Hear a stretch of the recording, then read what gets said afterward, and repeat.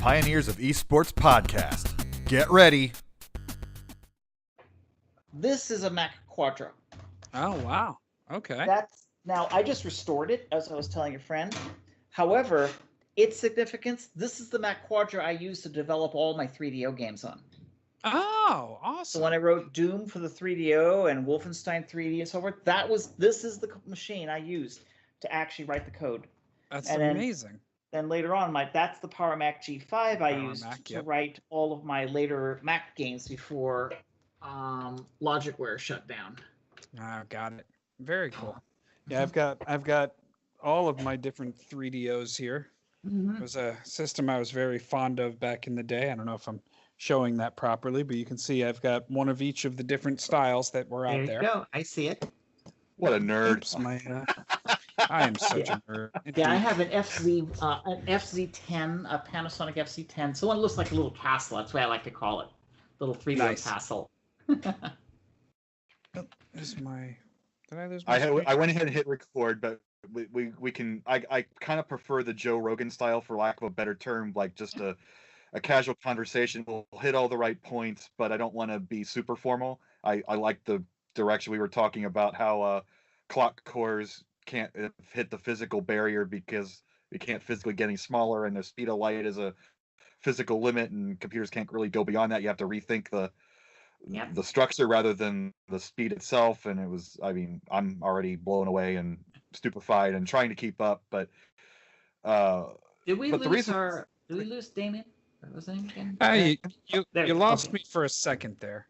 Okay. I freeze frame. Should I reset the video, or I'll probably usually I turn the camera off and turn it back on. That usually helps.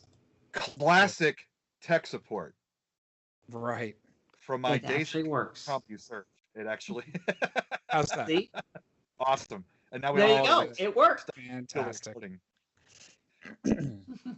So, like I said, I am recording, and the reason we have Rebecca Heineman here today is because she was the first ever winner of the first ever national video game competition. What's the formal name for it? The 1980 Space Invaders?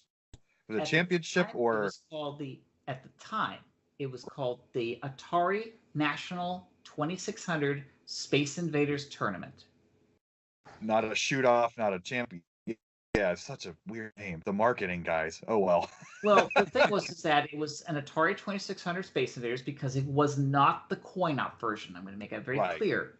It was sponsored by Atari, and it was essentially to get more support and more noticing of the Atari 2600, plus the fact that it was their way of saying, hey, look, we finally licensed an arcade game that wasn't our own. Because remember, at the time, it was like 1979, 1980 when they announced they licensed from Taito Space Invaders, and which was a huge coup at the time. And they, made the cartridge and they started, selling them. But they thought, hey, for advertising, why don't we hold a tournament? That's right. And of course, at that particular point in time, it's only been 2.5 years since they even introduced the Atari 2600. They didn't know what the heck they were doing. No. Because from what I'm remembering, the contest, they held it in 5 cities for the regionals. Once each regional was completed, there was going to be one winner, and the prize for that winner was an all-expense-paid trip for one to New York City in order to compete in the nationals. Well, they didn't factor in 2 things. One, most of the contestants were going to be underage. Which means number 2, when they win the prize, where's their parents? Yeah. So every one of them, except 3 of the because one winner was in New York, so it was local for him. That was Frank Tetro. He won the New York regional, and he and his parents just went to the nationals, just drove there. But the other 3 contestants, Steve Marmel from Chicago, Heng Ning from San Francisco, and the guy's name from Texas, the Dallas, Texas, eludes me right now. I've got a list here I can find. Okay. I actually did a little research on this part. The rest of it, you're going to blow me away. But this is the one part I was prepared for. Robert Merrick. Yeah, that sounds like his name. Anyways, those three, their parents paid for their own airfare. I unfortunately was almost homeless, and I was estranged from my family and everything. So, even if I invited my parents, they wouldn't have come. But secondly, I was this kid who flew there by myself. But nevertheless, it was kind of exciting as well as terrifying because it was my first time ever out of California. And in fact, no, it wasn't my first time on a plane. But nevertheless, let's focus on this. They first held the contest in San Francisco because that's where Atari is, Sunnyvale. They thought that they were only going to get 5 to maybe 10,000 people to show up. For what I remember, it was 25,000 people showed up. So they were utterly overwhelmed, which they had, they only had like 10 or 20 kiosks set up and some people to watch against cheating, but the lines just went out the door. So they went to Topanga Canyon Plaza Mall. Today it's called Westfield Topanga, I believe, to hold the LA regional. This time they doubled it, saying, okay, we're going to handle about 20,000 people. 40,000 showed up. And I was one of them. Holy crap. So I was there in this long, long line. You had to pay $1 to get a ticket. You then get in line, and thankfully, people were being slaughtered by the aliens in like 30 seconds to a minute because they played the game at difficulty B, which is game 1, difficulty B, which the ship is twice as wide. Right. And of course, anybody who starts the game by holding down the reset button, which gives you the double shot, I was about to ask that. Disqualified. You're done. So difficulty B, 1 shot, and of course in this game there's no extra lives. Once you use your 3 bases, you're done, and it doesn't matter how many points you get. 3 bases is all you get. So people were being slaughtered all the time, and I got to my line. I got to my place, and of course at the time my self-esteem was so destroyed, thanks to my parents, that I thought, I'll never win. In fact, I was only brought there because a friend of mine was completely convinced I was good enough to compete. And I kept telling him, nope. It's a waste of time. So I went up there, got to the monitor, talked to the guy. He says, okay, let's play. How do you play? Okay. Oh, B difficulty. Yeah, I play that all the time. Started playing it. About, I think it was like an hour and a half later, somewhere around there. I was just talking with, saying, hey, how's the weather? How's it going? Yeah, okay, got another ship. Okay, what's going? Yeah, it's like, how many people are coming to this thing? Is it really good? Yeah, whatever. Finally, the aliens landed on me. I just made one mistake. They're on my head. And at that point, I looked at him and was like, so, is my score good? It's like, I don't know. And he ran off. And at that point, I said, okay, so I guess I'm done. So I start wandering away. And then I get these 3 people come up to me, and they were obviously people running the Atari show, and they said, can we have a word with you? And I go, okay. Your score was so high that could you please let us not post your score right now, because we don't want to scare people away. Scare everyone away. Nice. I scored something like about 88,000 points or something like that. And I was like, you kidding me, right? And I said, sure, yeah, I don't care. Because I thought easily somebody right there was playing and probably had 100,000, 200,000 point game. Because to me, it's like, yeah, I wasn't really bringing my A game. This was really boring and stuff like that. And I thought everybody was doing it. No, everybody was being slaughtered. Their scores were like 500 points or something like that. I come to find later on that the second place player was turning a score like 44,000. Because what had happened was that once they closed the contest and they took in the last of the people, they stopped selling tickets long before, but once the last people in, there was one player who was still playing. And he was going on and going on and going on. At that point, I was like, oh, I guess maybe I'm going to lose. But then the aliens got him too, and he turned out 44,000. Wow. And then he produces a second ticket. Says, I got to go again. Says, no, we're done here. Because I remember they were all like, oh, no, second ticket? And because I saw how the judges reacted, because I was standing there watching this too, going like, oh, he's going to beat me. He's going to beat me. Oh, no, they got him. Second ticket? Like, crap. And then they said, nope, you're the winner. At that point, they took me aside, had me write down my name, address, phone number, all that other stuff. And at that point, it was done because that was my prize. My prize was the trip. So they weren't giving out prizes to anybody. Like there was no toys or tchotchkes or things. All they did give you was a little sheet of paper or a little slip that stated out that you competed, which most people just threw away. Then you still have that? No, I threw it away. Yeah. It was just like almost something you get out of a Xerox machine and so forth. So it really wasn't nice. It wasn't. So after that, I went home. I kind of forgot about it. Got back to working. I started working at the I was working at JCPenney at the gas station because that's how I was making money to survive. I already dropped out of high school. I'd already, ran away from home, and living, it wasn't a good situation for me. No. But anyways, in time, I got a letter because at this time, after a few more months, I then finally moved back in with my mom. And I then got a letter from Atari saying, oh, by the way, here's your plane ticket. Here's your information, blah, blah, blah. See you in New York. And I'm like, oh, that's right. I won that thing, didn't I?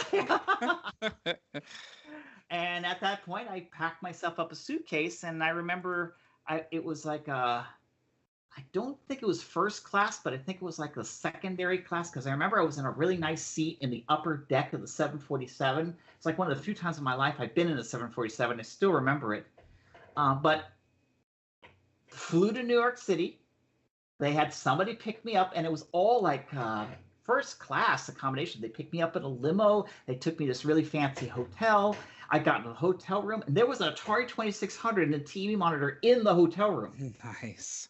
So it's like, they're really trying to make it nice. And then afterwards, we were all invited down to dinner. That's where I met up with all the other contestants and their families. And of course, they did kind of tease me about the fact that, so where's your folks? And I just made excuses, saying, oh, no, they couldn't make it. Sorry, they were busy. And that's best it was. But then, after giving us a tour of New York City, they then showed us the United Nations. They just drove us all around, and they took us to a really fancy Italian restaurant. The thing I mostly remember about it was that after dinner was done, they asked us if we wanted an espresso for dessert. And pretty much everybody said, sure. And every one of us, we all took one sip and put it right back down. It's like, okay, you're done. Because I know I was one of them. I remember seeing like Robert Merrick, he himself, as well as Steve Marmel. We both look at this like, yes. But unsophisticated kids, I love it. Yeah. Right. So they took us to our hotel rooms, where then I went to sleep. Next day, they picked us all up. They took us to a breakfast. Then they took us to this little room on the 4th floor of the Time Warner building. I think they call it 30 Rock today. Yep. Because remember, this is Time Warner back in 1980. Today Time Warner's in a different area. But they took us to the 4th floor, that I remember. And it was a little tiny room, maybe as big as the room I'm sitting in right now, where they had on one wall 5 TVs with 2600s in a chair sitting right there. And behind us, they had all these folding chairs, and they had the press. So they had Time Magazine, Newsweek, AP, New York Times, ABC News, etc. And they had all their lights and everything all set up. And then they had a guy come up with saying, okay, this is going to be the first annual Atari 2600 Space Invaders tournament. Well, that didn't happen. But they announced it. They did a thing. Here are our contestants. Okay, the rules are, they're going to play, and whoever is the last one wins. All right, let's go. So we all pulled down our reset buttons and held them, and then they said go. We all let it go, and for the first 2 minutes, we were all completely in sync. So with the UFOs, but then after a while, we all start going out of sync, and then it was just like an arcade sound. An aside, have you seen the movie Pixels? Not yet. I need to. All right.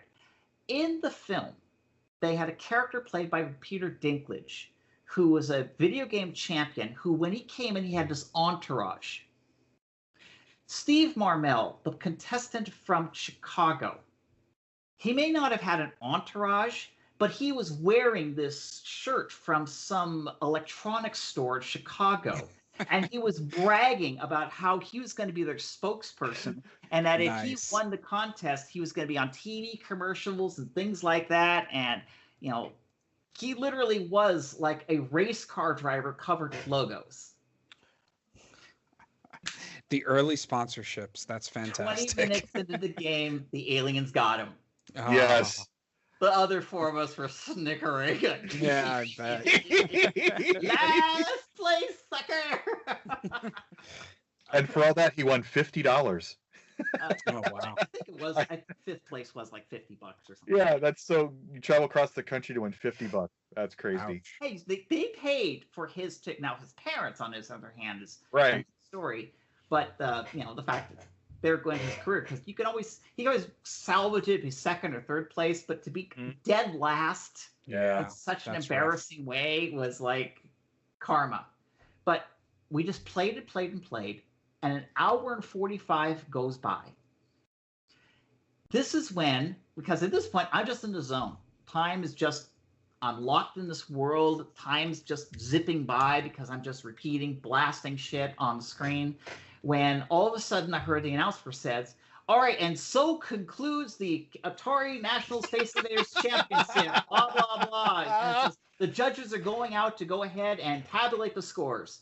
And I'm still playing, and I realize everybody else, the other three contestants, all four of us, are still playing. Yeah. And that's when they said to the announcer, does this mean we could stop playing? And he goes, yes, you could stop now. I grabbed my cartridge and just yanked it out. And I said, okay, that's it. No more. I'm done. I am so done. Your hand, those 2600 joysticks after 20 minutes are horrendous on your hands. I can't imagine what that felt like after 2 hours. Oh yeah, 2 hours. And remember, there's four of us who went the distance. Yeah. So every one of us, we were holding the hand, like I had my joystick on my palm like this, my hand here, holding it steady. And this is my pose for about just under 2 hours. Non-stop, totally focused. Well, then I was sitting there looking at the prizes going like, second place is this Atari the Atari 800 computer. Now at home, I just acquired an Apple II, and I was using it and programming it with a cassette tape, but I thought I could really use an Atari 800. I really, really could use that computer. And then they announced, of course, fifth place. We already knew who was going to win. Fourth place went to Merrick, Dallas. Then they announced Frank Tetro as third place. At this point, I was overjoyed. I'm getting a computer. I'm getting a computer. And then they announced Hing Ning. At that point, I was like, damn it. And then that's when they said, and that makes our winner Heineman from Los Angeles, California. And I'm sitting here moping like, I didn't get the computer. And the reason that is because the Space Invaders has only had a 4-digit score reel, so you had no idea how many times you would flip that over. Correct. And so all of you have broken 100,000. Oh yeah, so I think the guy from Texas got like 90,000. He had a very but everyone else, I think because I got 165,200. And I think Frank got 114. I think Hing got like 150, somewhere in that range. I just simply played more aggressively than the others, and it just turned out that my style was what won. And with that, I was awarded an Atari, an Asteroids stand-up machine. Nice. However, I wouldn't fit that in my room, so I asked them, and they accommodated. They exchanged it for a Missile Command tabletop. Oh, nice. Well, So awesome. that's what I ended up actually getting. It came like about 4 or 5 months after the contest was over. There was a time which I thought that I was never going to get my prize. Because I was, when I got home, I said, I'm going to get an Atari. I'm going to get this nice little Missile Command, put it in my bedroom. And then months go by and I hear nothing from Atari. And I'm like, it's like called up Atari and so forth and saying, where's my prize? And so it's coming. But it did arrive. And I got it, and there it was. And my prize was a blue T-shirt that said my name on it, which is actually deteriorated and disintegrated over time, and a little yellow stuffed Space Invaders, which my little baby daughter ate. Oh. Yeah. Yeah, knife That's and fork, unfortunate. and she conducted service. But at least a little Space Invader, died in the line of duty. So There you go. military, you served your country or your planet. That's fantastic. It's sad that it's all that these events they're big marketing stunts at the end of the day, but the competitors, we need to get these stories recorded down for any historical context. If esports actually does become a real thing, then we need to know the old stories so that people don't just make shit up, and we've already seen cases of it with some of these events that Dorian and I have talked about. So I just talking about the Chicago Space Invaders, the Chicago Centipede. Yeah. Oh God, that was a horrible. That's a good example. Event. But there's been numerous events I was going to. Many of them were legit. Most were regional. I won a Tempest Championship. I won a Defender Championship. There was 2 Centipede Championships. They're all local, the LA area. And then, of course, I went to Chicago for the Centipede, the Atari one, because I thought, hey, they're going to do another one. And it was the biggest bleeping disaster I ever saw. And with that, I basically said, okay, I'm just going to get myself, I already got myself a job as a computer programmer not too much later after that. And that's when I retired from esports. Good. That's the happy ending. Our previous guest was Chris Tang, who has a similar story. He went to the Nintendo World Championships a decade later, 1990, and a guy from Tengen pulled him out and gave him his card, and he got a job at 14 in the industry. It sounds an awful lot like what your situation was. I don't want to give away the ending because you were discovered at this Space Invaders Championship. You're by yourself and you're kicking ass, and you're playing a boring game apparently because you're more efficiently killing invaders. And the cartridge. I'm rambling, of course, but the cartridge had 256 variations. And you have these expert players, and they don't change the variation. I mean, couldn't they put up the invisible invaders and make it an actual game? Or that's just puzzling that the marketers don't even know their own product that well that they could adjust the difficulty for top level play. But don't forget that this was the first time that they ever had top level players ever.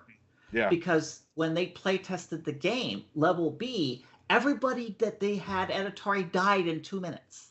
Yeah. And when they were at the LA Regional, as well as the San Francisco Regional, it held up. Almost everybody was murdered in 3 minutes. It was only the 1 or 2 people who showed up who just kept going and going. But it wasn't so bad. Like today, you go to esports, the whole room is filled with people who will basically go the distance. And everyone knows what that looks like as well. Yeah. Whereas back then, back then they had no clue. Here's a perfect example. What happened much later. After I got my prize from Atari, I started writing articles for Electronic Games Magazine, How to Beat the Video Games. I also worked with a guy, and I wrote 2 books. One's called How to Beat the Video Games and How to Beat the Home Video Games. Now, Tom Hirschfeld, he's the one who actually did all the writing and stuff. I told him, this is what you got to do, because at the time I wasn't a writer. So he takes the lion's share of the credit for writing all that stuff down. But if you look in the special thanks and stuff, there's my name in there. But we did those books, How to Beat the Games, because that's what they expect. You're a champion. You obviously know how to play games, so everybody wanted you to write the books. I did strategy guides. I did this stuff. But I then was invited by some people at Atari to come up and visit. So in mid 1981, I took a couple of friends of mine who we all worked at the Electric Planet Arcade at the time, because I was actually a video game repairwoman. My job there was actually taking the circuit boards out, fixing them up, putting the games back into service. But it allowed me to play all the arcade games for free. Nice. So I got kind of good at them. Right. Oh, yeah. Well, we just got this new game in called Tempest. And I didn't take me long to get to the blue level, which is the top levels, and actually it's the invisible levels. But no, invisible then blue. Mm-hmm. But I was able to beat the game and get all the way to the end. Now, granted, the game just keeps going and going, but I was able to get to that point. Well, we got in my pickup truck. We drove all the way to Sunnyvale from LA. And when they brought us to Atari, they gave us the grand tour. And I got to meet up with Owen Rubin, not Owen Rubin, but the guy who invented Space Duel. Mm-hmm. And what had happened was, and also we got to meet the guy who invented Tempest. Now, here's the fun part. I got in and I was waiting for one of the Atari VPs to come out to greet me. They had a little arcade set up with all their latest games. So me and my friends went in there and said, "Ooh, a Tempest!" So I started playing it. And of course, I took the game all the way to top level, and I'm just playing the game. And then the VP came and says, like, "Oh, you're playing. What the hell are you doing?" Says, "I'm just playing Tempest." And I look like, I can't understand. I can't make out what's going on the screen because the things are moving so fast. Yeah, So, yeah. Oh yeah, I'm just shooting this, shooting that. So it's like that's when some other people on the other side, or who were engineers, which I didn't know at the time, they turn around and was like, "What is she doing?" They look at it's like, "Oh, he's got to see this," and then it ran out, and I'm like, I don't know. Well, they came back in with the guy who actually created Tempest. And he stood there looking at me, and he says, "What you're doing is impossible." No. He flat out said that. "What you're doing right now is utterly impossible." So it's like, and what? So it's like, you should be dead.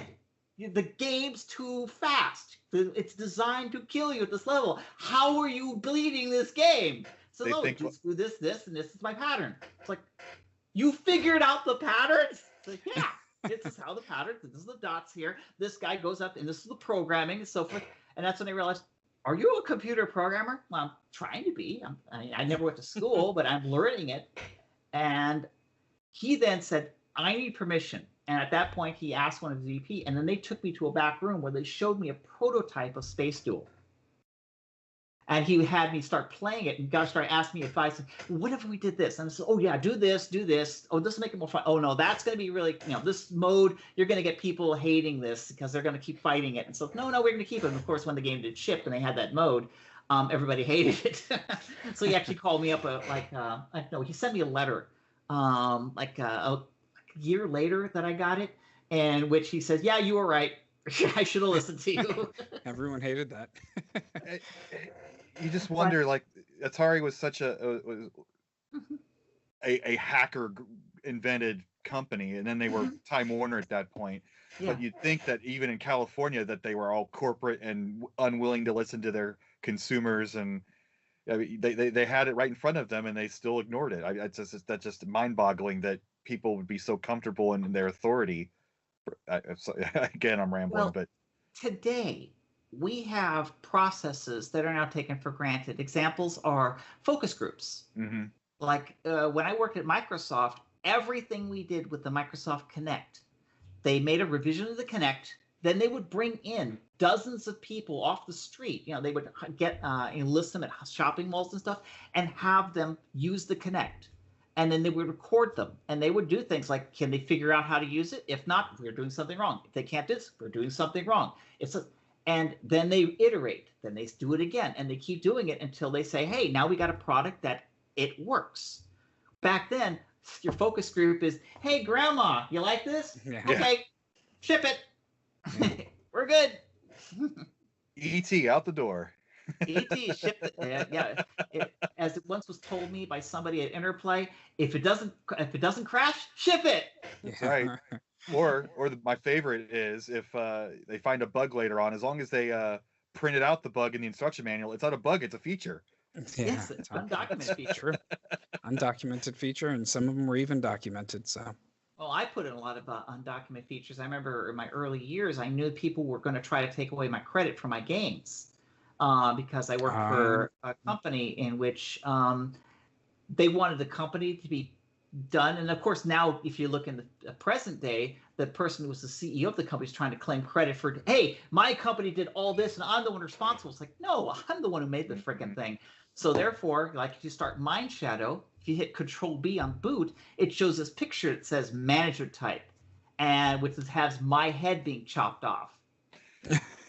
And then in the game, in Mind Shadow, Tracer Sanction, Borrowed Time, Task Times, and Tone Town, they're graphic text adventures done by Interplay. Mm-hmm. When the game starts up, you see the prompt, type in the word burger. You will be ruthlessly murdered instantly. And you ask yourself, what's the special? Like, death and direct to all who says, or you uttered the most unholy word, prepare to die, or something like that. And Bard's Tale for the Apple II GS, Bard's Tale for the Bard's Tale 1 and 2, Bard's Tale 3, Dragon Wars. I mean, all these games that I worked on, that I was the primary person who created this game. I put that little signature in so that when people said, oh, you never worked on it, then to ask me, why is it if you type in burger at this location, you get murdered? Obviously, if I didn't work on it, then why is that there? Nice. Mm-hmm. I love those stories. Little signature. Yeah.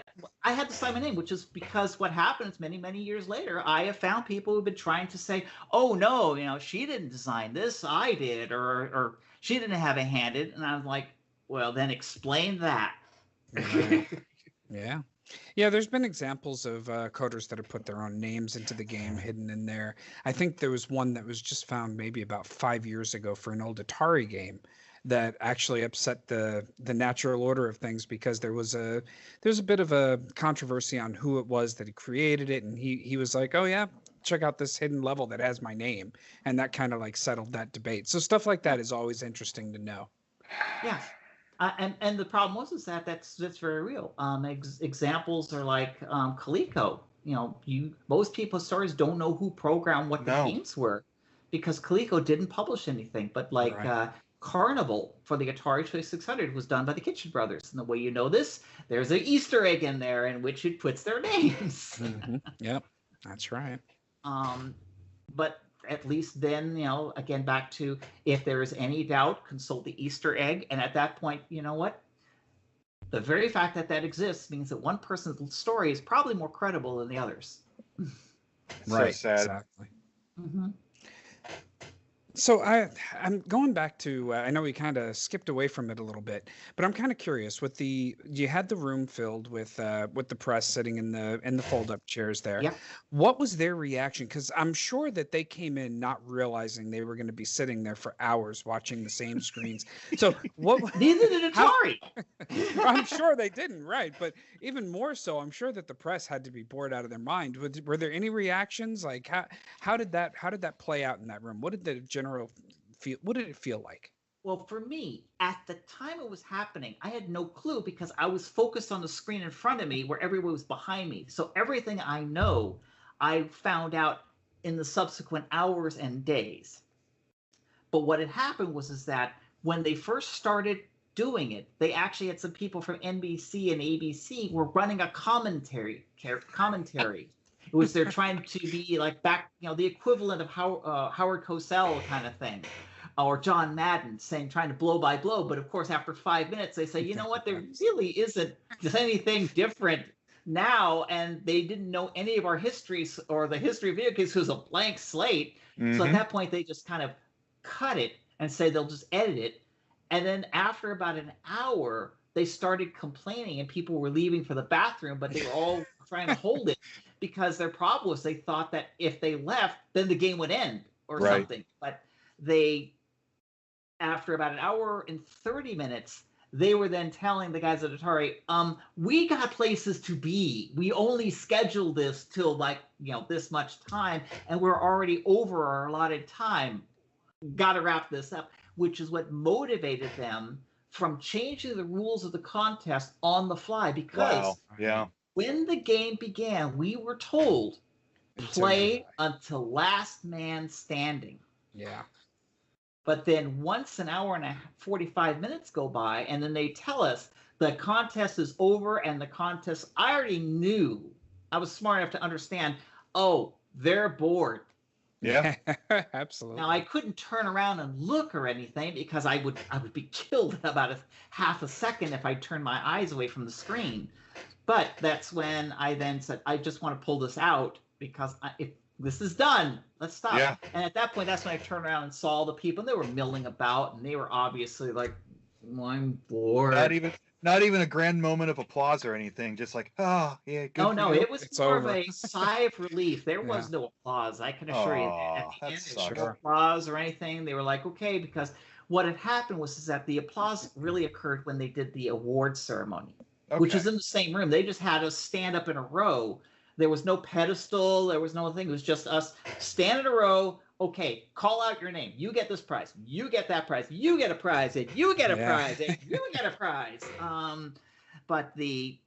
And once I was announced the winner, then that's when the news came and says, okay, so now if you won the Atari Space Invader, how do you feel? What's this? What brought you this? What was your play? How did you prepare for this? And so forth. You know, the typical things they would ask somebody who just won the Super Bowl. Right. But they asked me nothing that would be technical or anything. It's just like, hey, you just won a sporting event.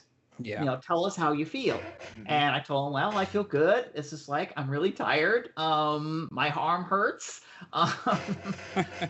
And I could use a sandwich right now or something. But afterwards, then they had their after party, if you can call it that, was that we went into the adjacent room where they had sandwiches and some hors d'oeuvres so we can mingle around and talk. And this is where I met Arnie Katz, Bill Kunkel, and Joyce Worley. And these are the people who just founded Electronic Games Magazine. And of course, they wanted to talk to me for an article, which then led to a friendship, which then led to me actually writing articles for their magazine, because they thought, hey, it'd be cool if the video game champion of the world at the time would be writing articles for our magazine. The first, as far as I'm concerned, I mean, there doesn't the research is spotty. I don't think that was the first. There was no other. There was nothing before that. Nothing national, no way. Everything was local. Yeah, and even the local stuff that didn't happen until after this one, because before this occurred, no one had ever thought about holding a contest for people to compete in a video game championship at any place. Like the arcades, no, they just came in and just give us your quarters. Because even the arcade, the arcade venues were more like either for darts or for billiards. And there was, now I don't remember when the billiards championships started, but I thought they even started around 1982, 83. Not billiards. I take it back. Not billiards. Pinball. I stand corrected. I think pinball, they started having championships as well, but they didn't start like in the 81, 82, which is after this contest. But the whole thing that this contest did was its very existence, because this was told to me by Ginny Youngke at Atari. She was the VP of marketing, and she was the one who was the head of this whole thing.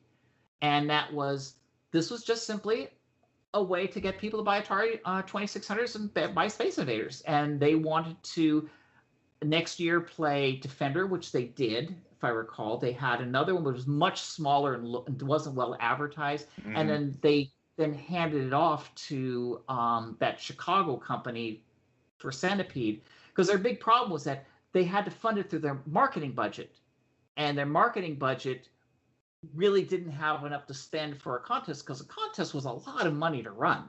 Right. Because think about it, they had to first hire a location, truck in all these Atari 2600s, all the employees they needed to set it up. Easily, they were talking like $40,000 to $100,000 per location. So you're talking $500,000 just for that. Now, granted, they did earn money for the entry fees, but even though, at $1 a fee, and they were donating to charity, I think, if they were doing it, But by the time they got to the final contest, they had to pay for our plane tickets, our hotel rooms, and all the staff and stuff like that. Yeah. So easily, it was like $1 million is what they sunk into doing this contest. And they didn't want to keep spending that kind of money when they could buy a whole bunch of TV ads with that. Right. So the second contest was nowhere near as well advertised. Then they farmed it out to that company for the Centipede, which turned out to be the biggest ripoff. And at that point, Atari was done with this because this is now on the eve of the crash. And that was the end of that. Then they went the direction with like the Sword World. They did like the Olympic theme one for like Centipede on the consoles, but I'm sure that they had to. They figured out the formula and got the cost down, and there's articles on it, but I don't think that it probably generated the same interest. A lot of the first one did. Well, also don't forget that that Atari didn't last as long as the contest. Like the Air World, Earth World, they never released the fourth cartridge. Right, exactly. Yeah, the Sword Quests, like all of the different cartridges that they released that had a goal. The goal was basically first to do this, you send in your proof, whatever the case may be. That was kind of their marketing ploys that they went through later on. And the worst part of that strategy was that they usually didn't come through with what they said they would do for the first person. So there was a lot of problems with that model. And there's positives and negatives for everything, right? If you look at these tournaments, they obviously don't return on the investment. I mean, you can see that even later on, nobody ever really cracked that code. Nintendo with 1990 and 94 and the campus challenges and everything else, none of those were really profitable. Like that was like the biggest kept secret, is that they kept running these tournaments hoping to figure out how to crack that code, and it just didn't happen until many, many years later. Yeah. And that's mostly because of economies of scale. Because even though the Atari 2600's contest, there was easily over 100,000 people who competed.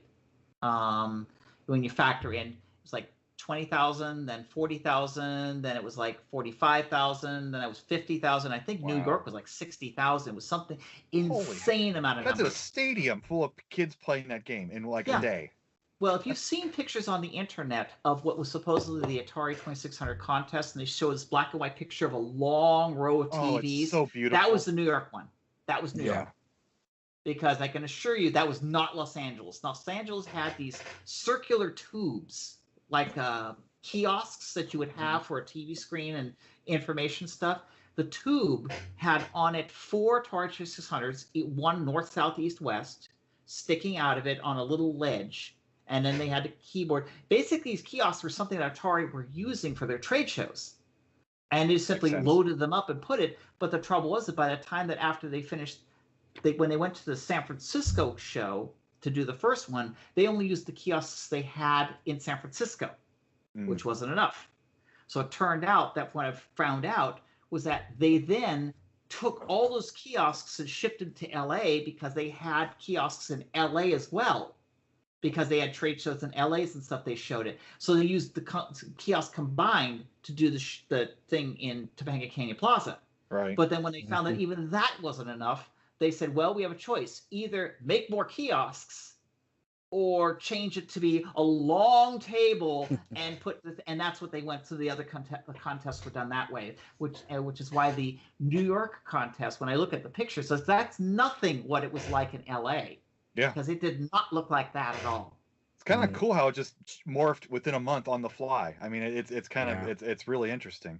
Yeah. It's a shame that there isn't more documentation on all this stuff. And like every time that contest is mentioned, they show that gorgeous shot of all those TVs in a row. They say the first eSports contest. They never mention the winner. Never. Yeah. And that's why I want to have this podcast. I got to get these together and then compiled. And I'd like to write a book someday. But it's crazy. Yeah. Part of the problem of being first, right, is that there's not really an established method of doing this. So you're talking about doing these things on the fly. It's happening because they're finding that things aren't working. So for example, the scoring system is clearly broken. That scoring system clearly did not work in any way, shape, or form. But why is that? Back then we didn't really have the ability to watch people on YouTube to see how well they're doing. And oh wow, look at this! This guy can play this game for 40 hours. Look at her; she can go further than that. There's no way to understand that. So, they go in there with the best of intentions, and it all just falls apart.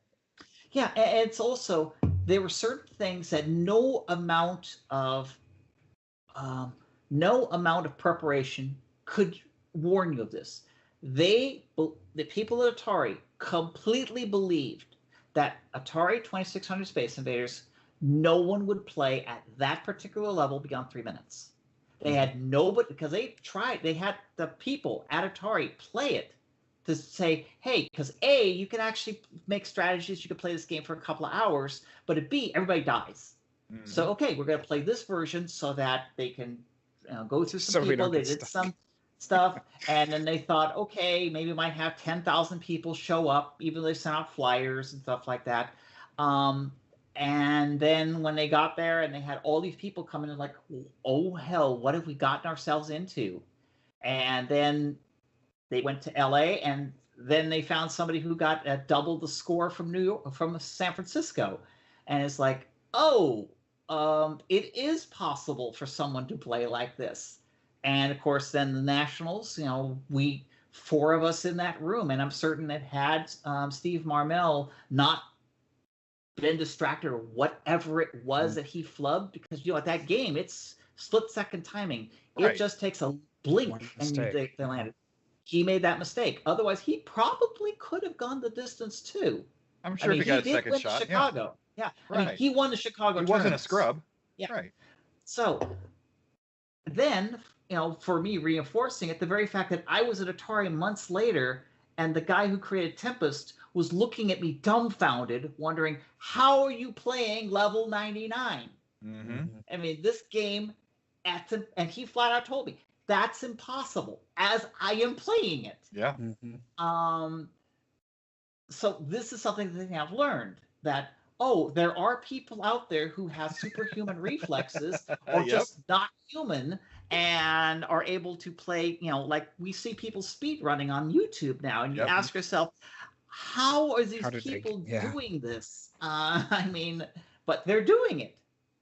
I commentated for the Tetris tournament a few weeks ago up in Portland, and the kid who won it can hyper tap beyond the capability that the programmers assumed nobody could get to level 31.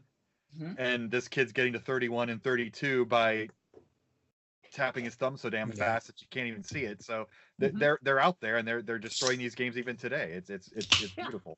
So one thing I don't know, is there a kill screen in the Atari Space Invaders, or does it just literally go on for infinity? The game goes forever. It will you can continuously play forever. So a lot of the games that do have kill screens, I don't think the programmers intended for them to have a kill screen, right? I think it was just something that happened. So like the 256 number for max values and things of that nature.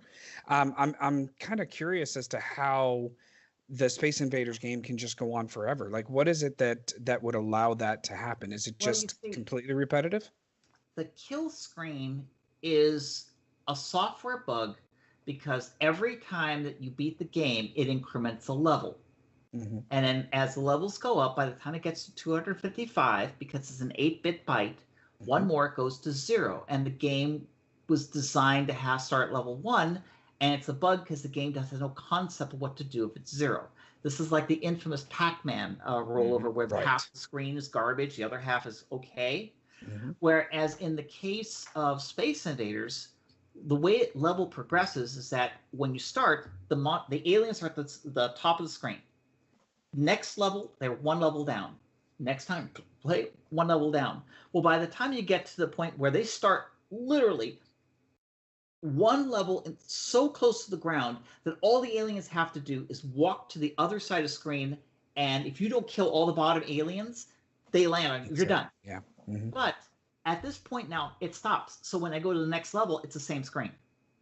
And at this point, it never progresses anymore, because what the code will do is just say, if level is 8, don't do anything. Otherwise, if it's less than 8, increment it. And there's that's their code. So and as there's far no as counter, right? So there's no counter like in Pac-Man. There's no 256. Right. It just says 8, and that's it. So it's just stuck at 8. Yeah. So from your point of view is that, and the belief Space Invaders is like a level 12 or something like that. So by the time I played the game 12 times, I'm now at level 12, meaning the aliens will start right above me, and that if they make it to the left, it's over. But then if I beat this level, I play level 12 again. I'm now going to be a level 12 forever. I see. And that's how the game goes. And then I literally is until the end of time. The game will play that level. Whereas other games, they use the number, like in the case of Gauntlet and the case of Pac-Man, they use the level numbers kind of a random number seed per se. And like certain bits would tell it to do certain things, other things would go look up tables and stuff, which then sets what happens on the game screen. Like, okay, what's the speed of the fruit? What's the type of AI they're going to use for the bad guys in Pac-Man, and so forth. But the trouble is that the programmer never anticipated that the number would ever be 0. So when it goes to the logic to say, okay, how do I set the settings, like the speed of the Pac-Man, the speed of the 8 ghosts, the other factors of the game? Well, they may have a table saying, okay, I got 240 entries and stuff, but if I go to level 241, it's now going into unknown memory, and who knows what the hell's in there, and it's really up to what's in the ROM. Right. And like, I have a Gauntlet 2. I actually have in the other room a Gauntlet 2. One weekend, I actually played the game and wrapped it. Because with free play, anytime I am low on hit points, I just give myself a couple more hit points. So it's trivial to play the game. I got to level 255. And sure enough, when I played it and it wrapped around, it took me back to the beginning of the game, level 0. Yeah. Wow. So at least in this case, the game didn't crash, but it really did put me all the way back to the very first, the easiest level. Even said, "Welcome to Gauntlet. Welcome. You need to do this. Don't you?" It's doing all the tutorials again. It's like, oh, okay, cool. At least now I can settle that question. Now I can turn it off and put it back into service. Yeah, you've truly beaten it at that point. Yep. But it's the same thing. It's one where that because they never anticipated anybody would be playing the game that long, because quite frankly, it took me about 12 hours or some really long period of time. I don't remember specifically how long, other than it was over a weekend. Yeah. And once I saw what it did and wrapped around, then at that point, at least I knew the game didn't crash.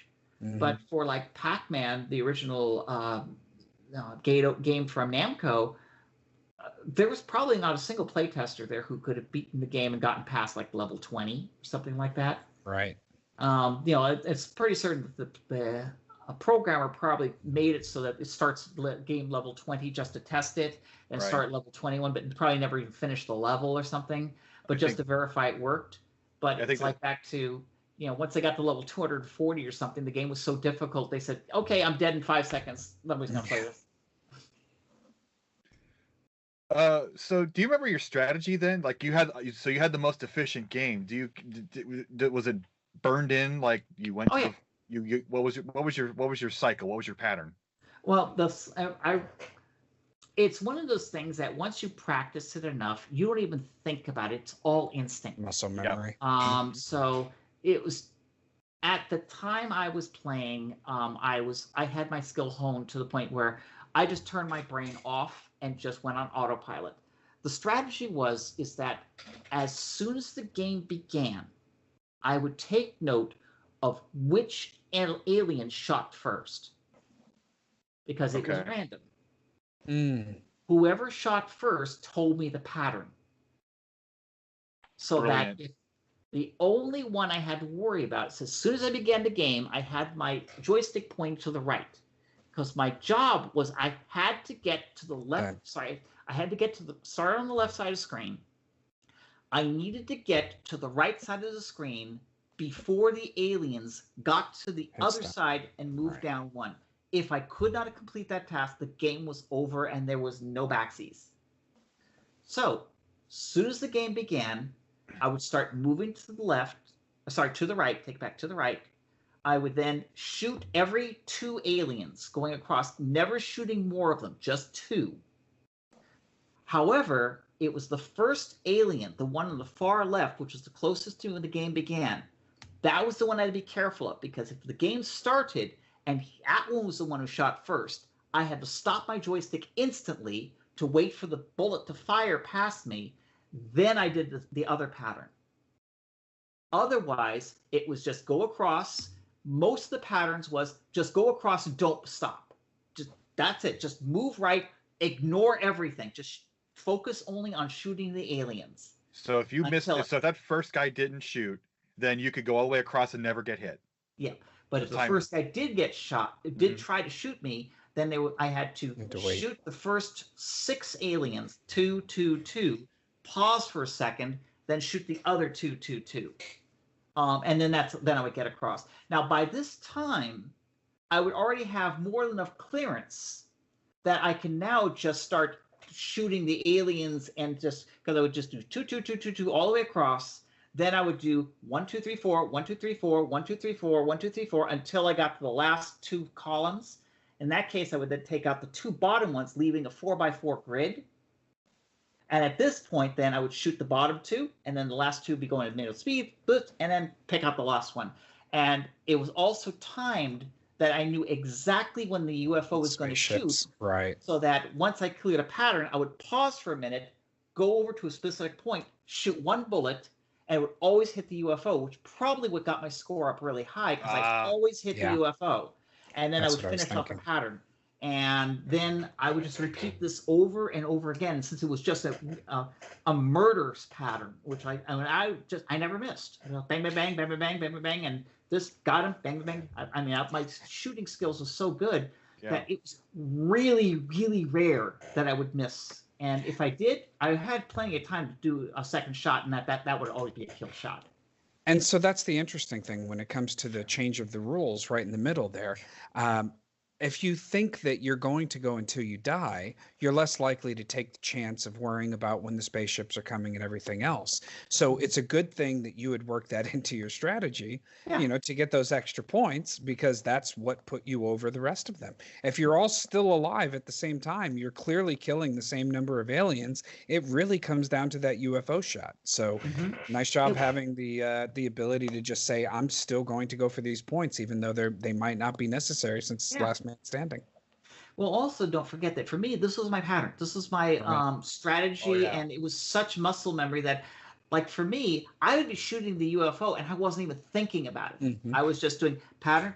All my focus was kill these 2 guys, kill these 2 guys, kill these 2 guys, kill these 2 guys. Oh, got to the end, wait for a second, kill the next couple of rows. Then the aliens would come back, and at that point, I would just clean up the screen, and then finally, and then at a certain point, without even thinking, I would pause, move to a specific spot, shoot the 1 bullet, and then go right back to the pattern. So by the time the alien explodes, I'm now in position to start firing on the other aliens again.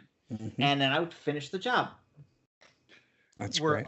Were audio cues important to your pattern, or could you do it just visually? And what was the sound like with the big room and the lights and everything? I was visual. Because for one, is by the time I shot my bullet to the UFO, it wasn't even on screen yet. I just knew by timing. Yes. So by the time that the laser was going up, then the UFO appears, only goes like maybe 1 or 2 inches, and then it meets its fate. Wow. Which also was another strategy I used in the early levels, or when I played the game on easier levels, because the new UFO appears, the timer starts the moment the UFO is destroyed. So if I could kill the UFO quicker, then the next UFO will come out faster, and I could rack up more UFO points in the time allotted. Nice. And you figured all this out in 1980 with no internet, with no chat rooms, with nothing. By playing many, many, many hours of Space Invaders until my brain turned into mush. Yeah. You can kind of, after a while, you just begin to notice little things, right? It's almost like I mean, you're sitting there and you're going, "Hey, how come I got that spaceship faster than this last time?" And you start to pick out those little details. So kudos for figuring that out and being able to really pull off those ridiculous scores just based on the fact that you knew the game better than the rest, which is exactly why you were the champion. Yeah, I mean, Space Invaders really did. The Atari version really had a lot in common with like Pac-Man. The game was predictable, even though it had some randomness to it. Once the pattern started and you knew which pattern it was, then it was just simply muscle memory would get you through the level. Like with Pac-Man right now, once you learn the patterns of Pac-Man, you'll be able to play a killer thing. But just because you know the pattern, you still need to have the eye-hand coordination and timing to actually execute it. And the endurance if you miss one time or if you lose your focus. Like when I go into muscle memory mode when I'm playing a certain game, I start to daydream and think about what other things I'm supposed to be doing, and then I lose my concentration sometimes. So that's a learned skill, and that's it.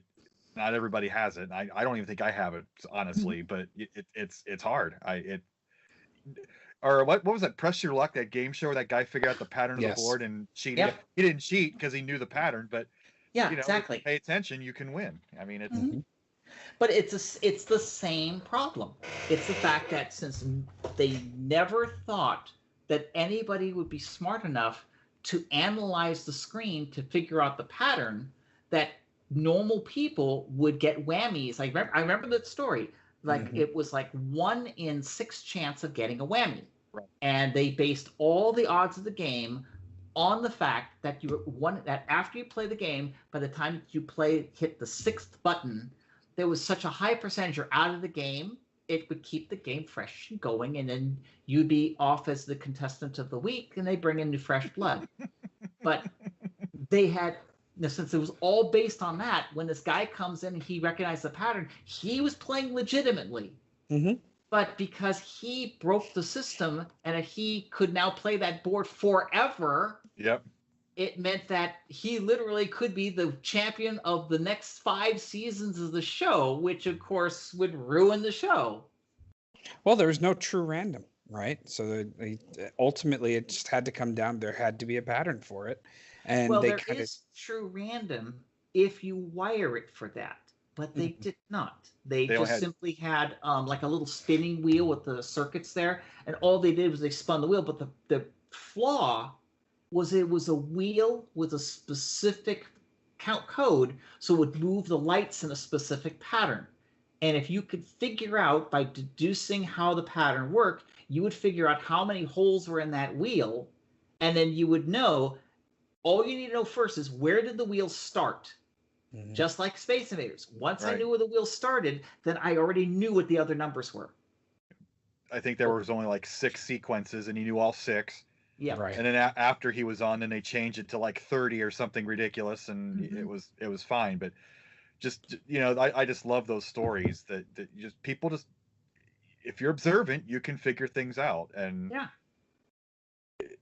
and the fact that you did it without help, you weren't VCRing, and how long between the time you heard about this contest and going to this contest did you have to practice and warm up? And I mean, the curveball was they did it mode B, so you probably didn't know going in that was mode B, right? No, I didn't know. And the organizers, had they changed it to I don't know all the 256 variations, but had they changed it to Invisible Invaders or the guided missiles or whatever, they could have changed it. Would that have completely ruined your practice time? Well, see, guided missiles, I would have had no problem. The only one would have been with the invisible ones. But then again, it's had I won the regional with Invisible Invaders, I would have gone home, because I know this is what I did. After I won the regional, I went home and I practiced on that the wide game. And I practiced, I think, at least 100 hours just playing it with that mode. And then at that point, that was the only way I played the game. And they never thought to change it, like make it harder. And that's so crazy. They knew you guys were good. They'd seen it now firsthand. You'd think they'd throw some sort of wrench in there, try to ratchet up the difficulty. But they didn't know whether or not we already prepped. because I did play all the other variants as well in anticipation if that's what they were going to do. However, though, true to form, they did play the exact same game we played, the variant that we played at the regionals in the nationals, which in many ways I think is more fair, because it's not like you say, hey, I'm going to play baseball, but we're going to use a slightly modified rules. But if they then change the rules again, then people could cry foul, because it would give an advantage to those few players who actually practice those levels versus ones who practiced exclusively on the levels that they played. Like in my case, I played all the levels, but I did focus on the variant I played in the regional, and it paid off. And it was, they weren't completely clueless. I mean, they knew about the frying bug with the double shots, and they disqualified you if you tried to do that. So at least they weren't completely clueless going in. And was that discovered like right away, like the frying bug? Because the game had come out just that year, right? So it was kind of like one of those things where it was not necessarily a bug, it was a feature. It's like they found it in playtesting, but people kind of enjoyed it so much they then said, hey, this is another game variant. You turn what you do is you hold the reset button down, you turn on your Atari 2600, then when the game's frozen, you let it go, and then when you play, you get 2 bullets instead of 1. Right. I have a theory that frying technique is how some people got their ill-gotten records in those controversies, but I shouldn't get into that too much. But that Retron 77 that Hyperkin makes, they actually have a switch on that with the fry feature you can just flip that one time and see what it does to all the different games. It's kind of cool that's the flow of electricity changed the fundamental code of Atari 2600 games. That's just that's mind-boggling. Well, actually, it did not. It was. I actually looked at the code later on and found it. No, it was deliberately programmed. Oh. What happens is that when the game code starts up, it reads a joy port.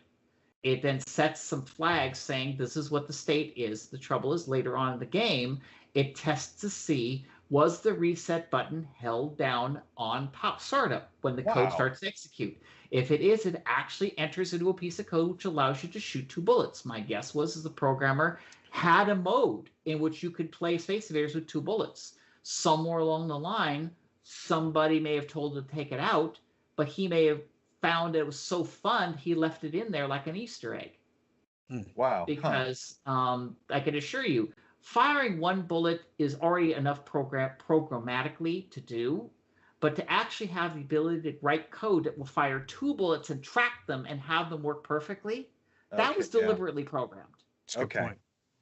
Thank you for the clarification. I needed that. So, I mean, you have this amazing career afterwards, and you're still programming games today, I take it. And yes, I am. I don't know how to word the question, but what really interests you now, gaming wise? Is it the retro stuff? Is it preserving the old stuff? Is it what gets your brain going and juiced up and this is exciting? What's your I'm right now on the kick of classic computers and restoring them. But part of it is I still have the source code to almost every game I've ever written. And I've actually gotten the code to build on modern tools, and I'm testing it on the old machine. Like I actually built some of my old Apple IIgs games, and I run them on my 2GS over there, and they run just fine. And even though I built them on the PC, I've now got some of my old classic Mac games, like Jazz Jackrabbit 2, which only ran on Mac OS 9. And I actually have an iMac, and I built it on my Xserve, because I have Xserve Xeon running, and I specifically run it with macOS Mountain Lion, because that was the only one that's the last version of macOS 10 that supports PowerPC applications on Intel. And since the build tools, CodeWarrior, requires a PowerPC Mac, that's the only machine I could use that's modern that could use the old build tools. And with that, I'm able to load up Wolfenstein 3D, Jazz Jackrabbit 2, a whole bunch of other games, build them with the tools spit out the Mac versions, put it on a real Mac, and runs fine. My main motivation of restoring this Quadra is this is my only Mac that I have right now that's 68,000 based. It's actually 68030.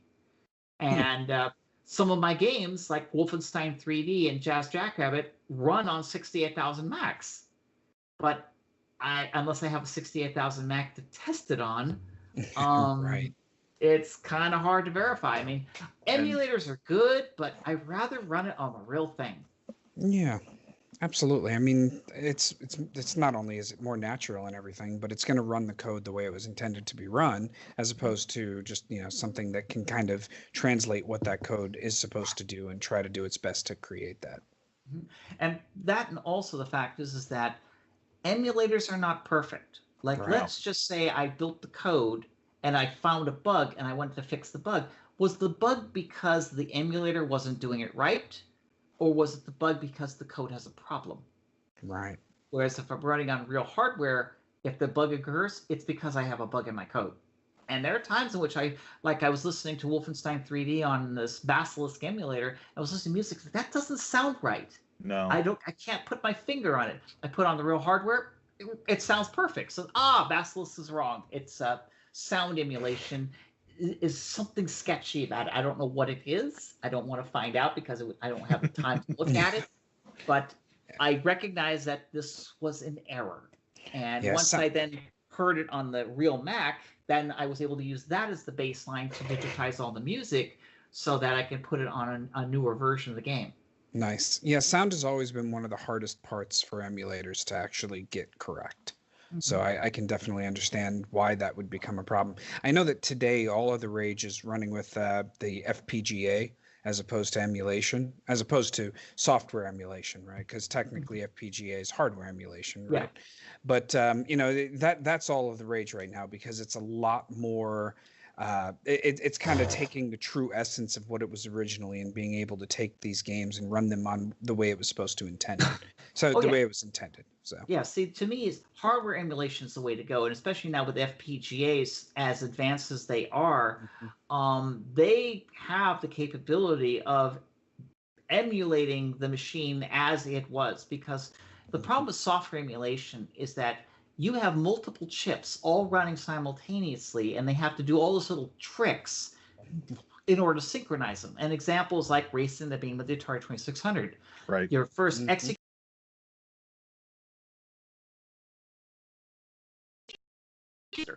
Then you have to go to the hardware emulator, which is emulating the TIA chip, and then figure out what the display is, because now you have the registers up to this very cycle. Then at that point, you then change the registers and mark things as this is where I left off. Then you execute 6502 code again and then hit the register and go back. And if any of these timings are wrong, you're going to have something off with the way the screen works. And then lastly is for sound. You're constantly hitting the sound register, and you have to log every one of those events at what tick sound or tick position it is.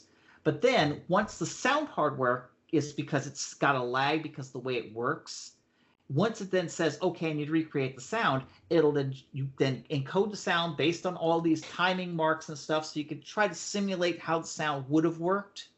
But when it plays, you may be off by a full frame. So that when you're playing the game on an emulator, because this is something I had to do with an emulator I did for a game called the Activism Anthology. I actually had to. That was like one of the first ones, yeah. Yeah, I intentionally delayed the video screen by 1 frame to keep it in sync with the audio. Yeah. So therefore, that's why if you play the game, it was a little bit of eye hand, which you're moving the joystick and it seems to be off by a frame.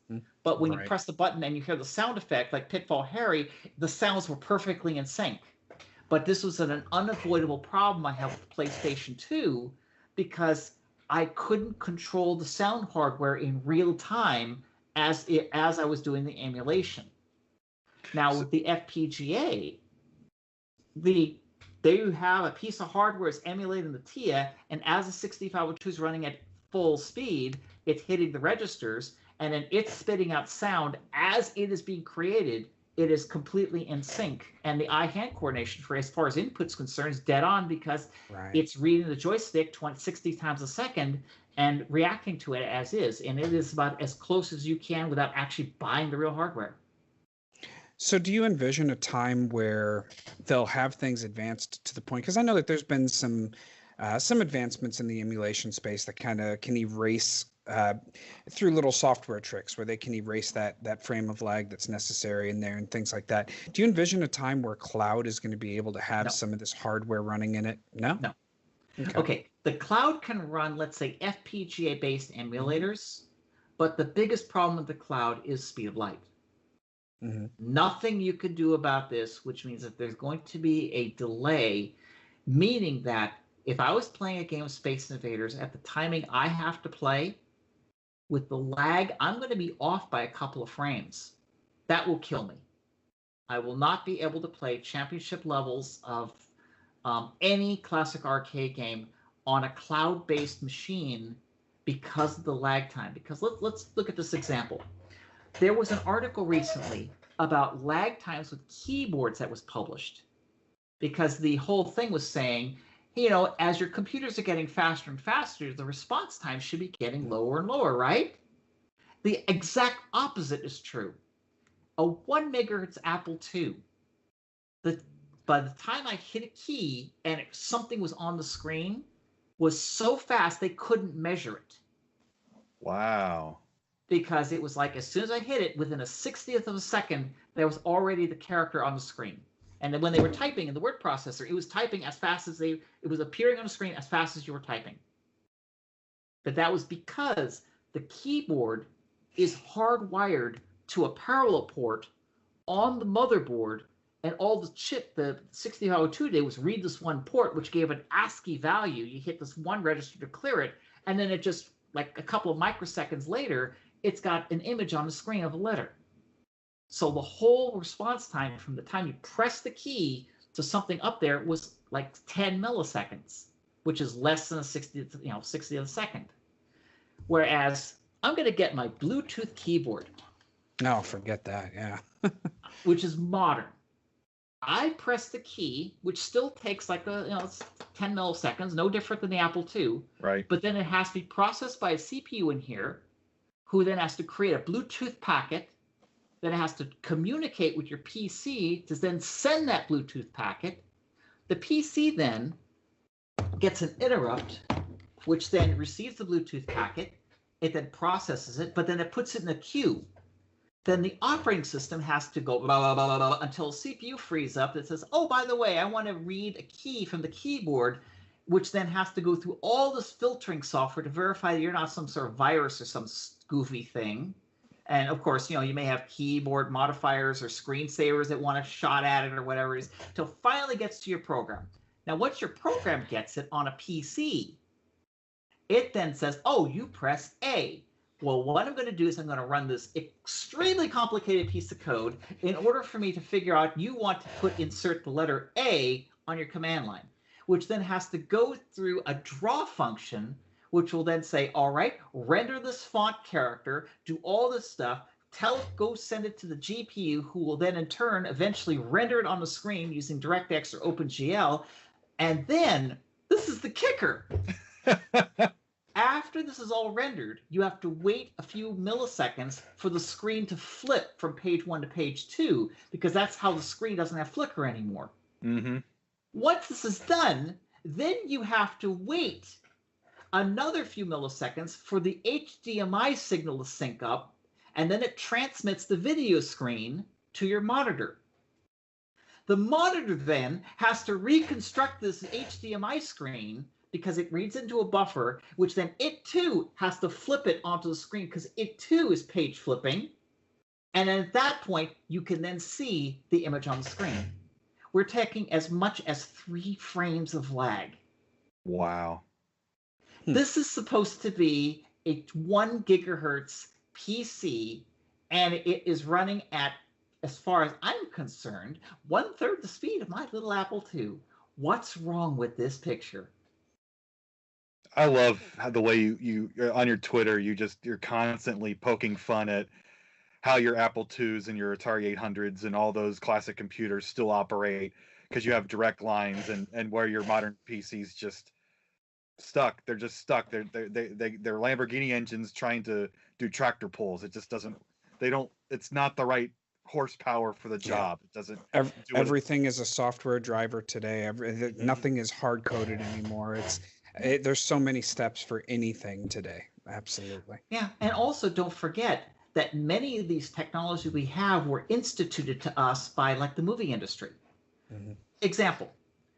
One of the reasons why it is so slow for a video image to go from my card to my monitor if I'm hooked up with HDMI is because it's encrypted. Piracy, yeah. Mm-hmm. And that the encryption was solely in there because the movie industry said, we will not allow you to transmit digital data to a monitor that could be intercepted so people can copy our movies unless it is encrypted. So therefore, when your monitor hooks up to your PC, there actually is hardware which negotiates a private public key encryption. So then when the data is transmitted, if I'm sitting there with a device that's recording what's being transmitted, it's gibberish. But now, guess what? My PC NVIDIA card has to have a chip on it that will take the video screen, encrypt it in hardware because they only to do it fast enough, and then send it to the HDMI signal, which then goes to the monitor, which then has to decrypt it. Mm-hmm. And that puts in yet another piece of lag. Wow. Yeah.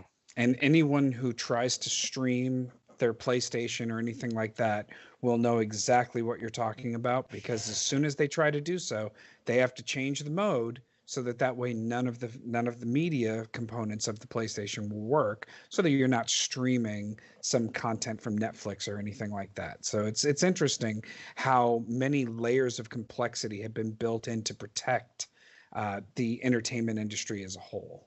Yeah. And this is technology. Like right now, if you want to stream from a machine, use VGA. Mm-hmm. Because VGA doesn't have that encryption crap. Correct. Yeah, HDMI is the real problem there. Yep. So like for true streaming is that if you have the ability to read in a VGA feed and then just either digitize that or possibly get it from a monitor or something like that, because there are devices that will take analog signals of VGA and then encrypt it, or sorry, not encrypt it, but digitize it so it can be put onto a stream. That'll work because it doesn't have to go through the encryption phase. Right. Yep, absolutely. And there's a lot of solutions out there that people will use. And it is a lot of times it is actually because they're looking to have that digital signal for Twitch or something like that to be able to kind of set up a better gaming platform for themselves to just kind of show off what they can do, right? Mm-hmm. Yeah. And I mean, like digitizing a live VGA screen is not that hard technologically today. And heck, like with many of the new FPGA emulators, in addition to spitting out an HDMI stream so that they can hook up to a monitor, because there is a mode in HDMI which can say that you could send an unencrypted stream. Mm-hmm. But not all monitors support it, blah, blah, blah. But the thing goes back to this is with HDMI is the many of these FPGAs also send out composite or at least VGA, because VGA is pretty simple to implement in hardware. Kind of going back, you were in the original. I mean, I don't know if you call yourself a hacker, but I read the articles where I was a bad girl. Yeah. But like you had constructed a device to copy Atari cartridges back in the day, or something like that. But there was sitting over at the Video Game History Museum in the National Video Game History Museum in Frisco, Texas. You can see it. Yeah. Good guys. I got to go see that, by the way. But kind of like, was there a community of people? I know you were in California, so you're sort of in the heart of it, but a normal kid sees an Atari cartridge and buys it, puts it in, plays it. So like, what motivates you to go to that next step to invent something to make your own thing? I mean, there's probably necessity that you want to get the money, obviously, and there was save money, not having to buy money. It was saving money. I was poor. Exactly. Right. Back then, I was flat broke. I was living behind a dumpster for a short period of my life. I mean, I had no money. So what had happened was that I worked at the JCPenney. First, it was the gas station. Then they had me go to the warehouse. And that was my job. Of course, I lied about my age because I was easily 15, 16 at the time. Mm-hmm. But I was able to save the money because, I didn't have any housing expenses. And for some strange reason, somebody bought an Apple II brand new, and then a week later decided he wanted to get rid of it, and he put it up in the Penny Saver, which was a newspaper at the time, and I just happened to spot it, and I said, an Apple II for $600? If I don't know if it was stolen or whatever, but hey, and there was no other way I could afford it. Right. I called him up, went over there, got the thing, and I was on a bicycle. And I had this big box on a bicycle. I remember how creepy it was that night, and it took me hours to get back home because at this point I finally moved back in with my mom, so I at least had a place to put it. But I had this Apple II computer, which I hooked up to a TV set, and I used a little cassette player that I had to record and store my files. And I was using this for quite some time. And then later on, I saved up the money to get a modem. And then later on, I saved a lot more money to buy me some floppy drives. And at that point, because I was already BBSing, they had saying, hey, here's this schematics. And they were called text files. And they had, like today, they're like the forbidden PDF files and so forth, where you get all like the anarchist cookbook and stuff like that. And today it's like nuclear bomb codes and how to build a bomb. But back then it was how to build a bomb. I did get that file, and it was very interesting. I learned a lot about nuclear physics that day. But it was interesting formulas, really fun stuff. But all this stuff, and I just ate it up, just reading. And then somebody out there said, hey, I figured out the pinout of an Atari 2600 ROM cartridge, saying, if you hold the cartridge here, this is address 1, address 2, address 3, here's the power and ground, and so forth, and that was it. And I already was doing experiments on my Apple II, so I already knew what all that meant. And then somebody displayed the schematics of an Apple II ROM card. Now, back then, that's when all the Apple IIs came with Integer Basic, and AppleSoft Basic was just coming out. And they said, well, if you want to upgrade, put this card in here, flick the switch, and you turn on your computer, and you get the new ROMs. But that very schematic was what I said, wait a minute. If I put RAM in there, static RAM, and then I put a couple of buffer chips and made a soft switch that would then switch it that either the RAM's connected to my Apple II with the same circuitry as a ROM card, or if I flip the switch, it will then be connected to these cables that will plug into an Atari 2600. I could use this to load a file, put it in this memory, turn on the switch, turn on my Atari, and play the game. Wow. And I then did that because I downloaded some ROMs off of the BBSs that said, here's Combat. Somebody already downloaded Combat. So I got that, spent a couple of days, went to Radio Shack. This was at a time when Radio Shack actually had real parts.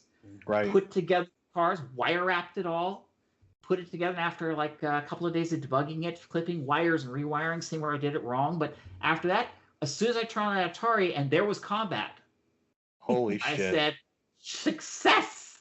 Yeah. And then from that, I then built another card for the Apple II, except this one, instead of the cable going into a fake cartridge, this was one where I took a adapter, plugged the cartridge into it, and read it in. Nice. And then I was setting up my files. And you had done this before going out to New York and meeting Bill Kunkel and the gang. Yeah, that part I already done. So you have all this in the back of your head, and what's his face with his sponsorship from the appliance store has no idea. I'm sure none of those guys had any clue about any of this scene. No, none of them. No, like not a single one of them. Did you talk to any of the other finalists and like about any of this stuff, or everybody kind of? Well, I talked to Merrick and I talked to Frank Tetro. Mm-hmm. Steve at the time was all bluster and really more holier than thou. After the contest, he was really sulking in a corner. Ouch. Because his whatever plans he had were flushed down the toilet, and he was still reeling from the defeat. But we did talk later on, and since then we've been good friends. In fact, we talk to each other on Twitter all the time now. Awesome. Whereas Heng Ning, he's the only other person I thought who may have been a computer genius or something like that, because his family really feel like they were helicopter parents, and I think that they were like sending him to college and that kind of thing. He really gave me the air of somebody who his parents are making absolutely certain that this guy was going to get an education and be a doctor someday, but at the same time he was very quiet and reserved, so he just never talked. Frank Tetro, I actually struck a perfection with him, and there was even one time I was in New York and I actually visited him in his home just to say hi and everything. But then later on, that was the last really I heard of him. But as far as the technology was concerned, no one knew at the time that my Atari 2600 Space Invaders that I practiced on was a ribbon cable sticking out of an Apple II. I love it. I absolutely love it. And that's... Oh, I'm hearing myself. That got you into programming games, because then you went on to work for a company and started making your own. Did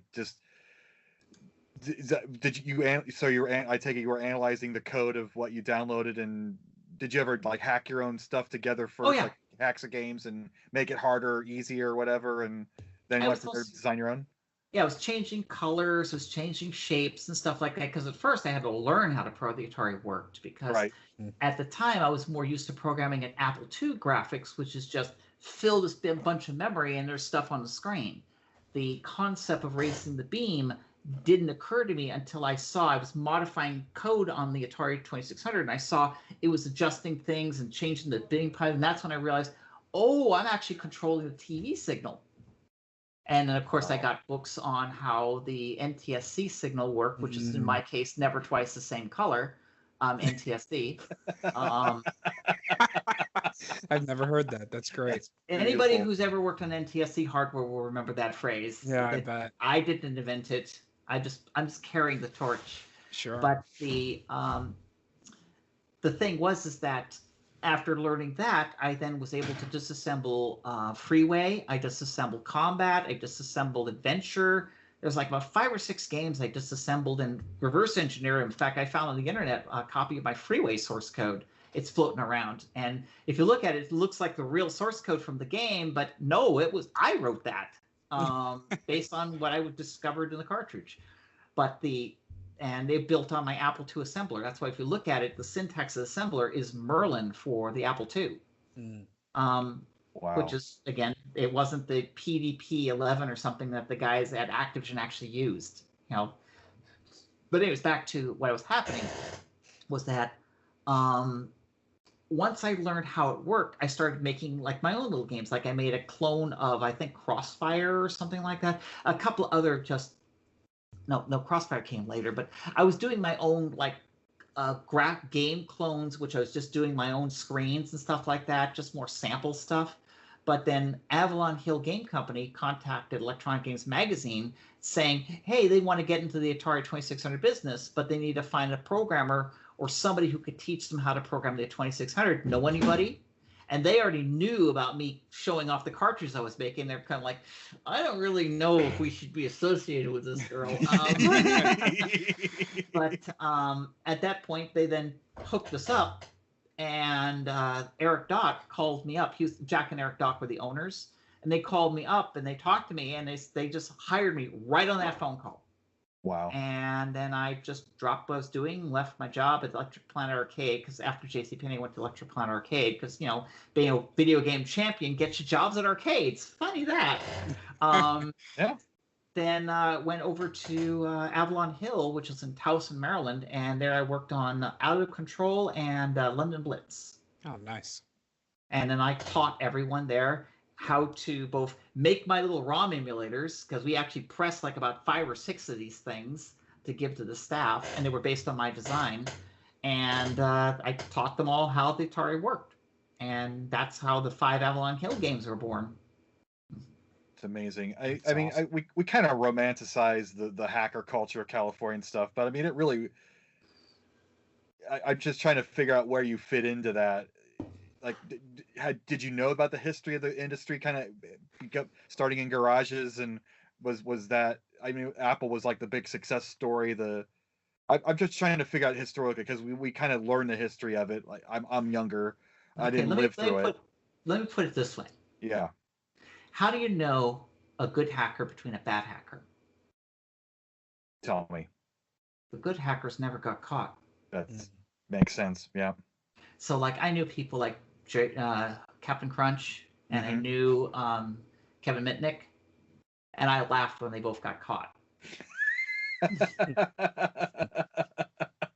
And I knew exactly how to cover my tracks. So here I am now in 2018, and everything will die with me.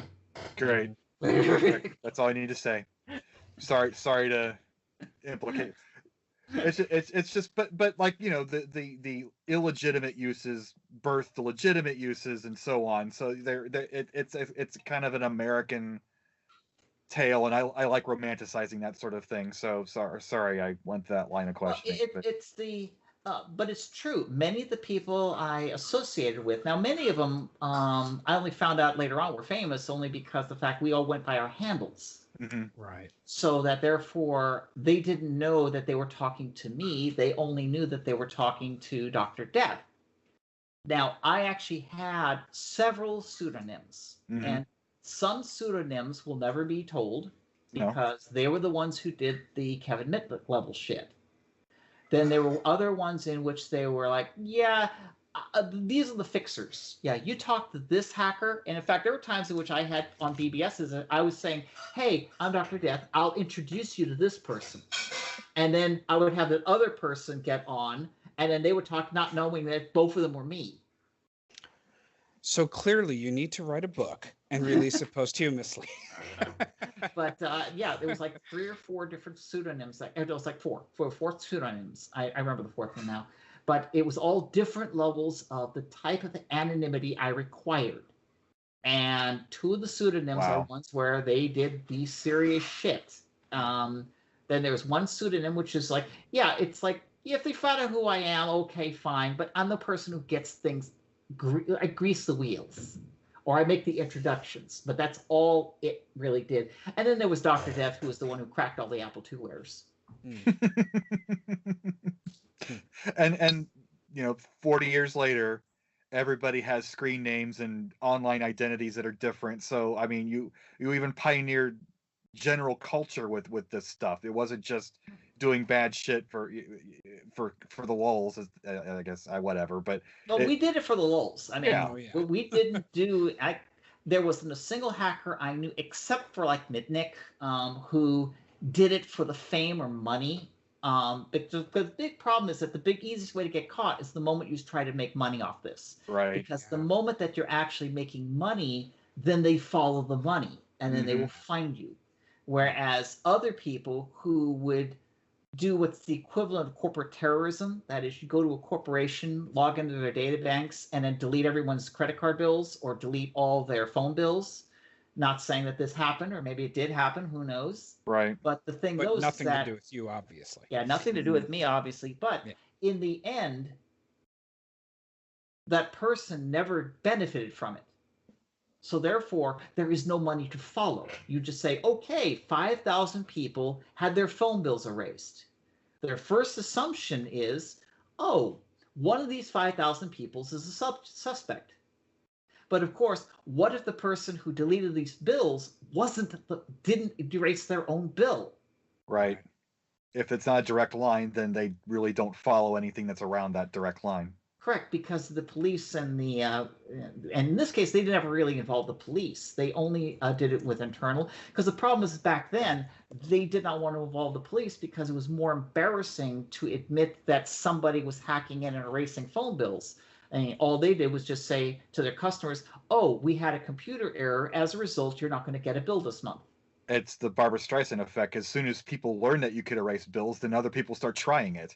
Yeah, not just that, but at the same time is one where that the people can, if they openly said this happened, then everybody's just going to say, my bill got damaged, or hey, you charged me for this call. I never made this call, and of course, obviously, it was a mistake because you had these mistakes. Yes. I remember during the time, which even to this day, it still happened today. Hackers would break into a bank, steal some money. Let's say $10,000, $20,000, $30,000. These are small amounts, even though technically it's a frickin' a lot of money. Oh yeah.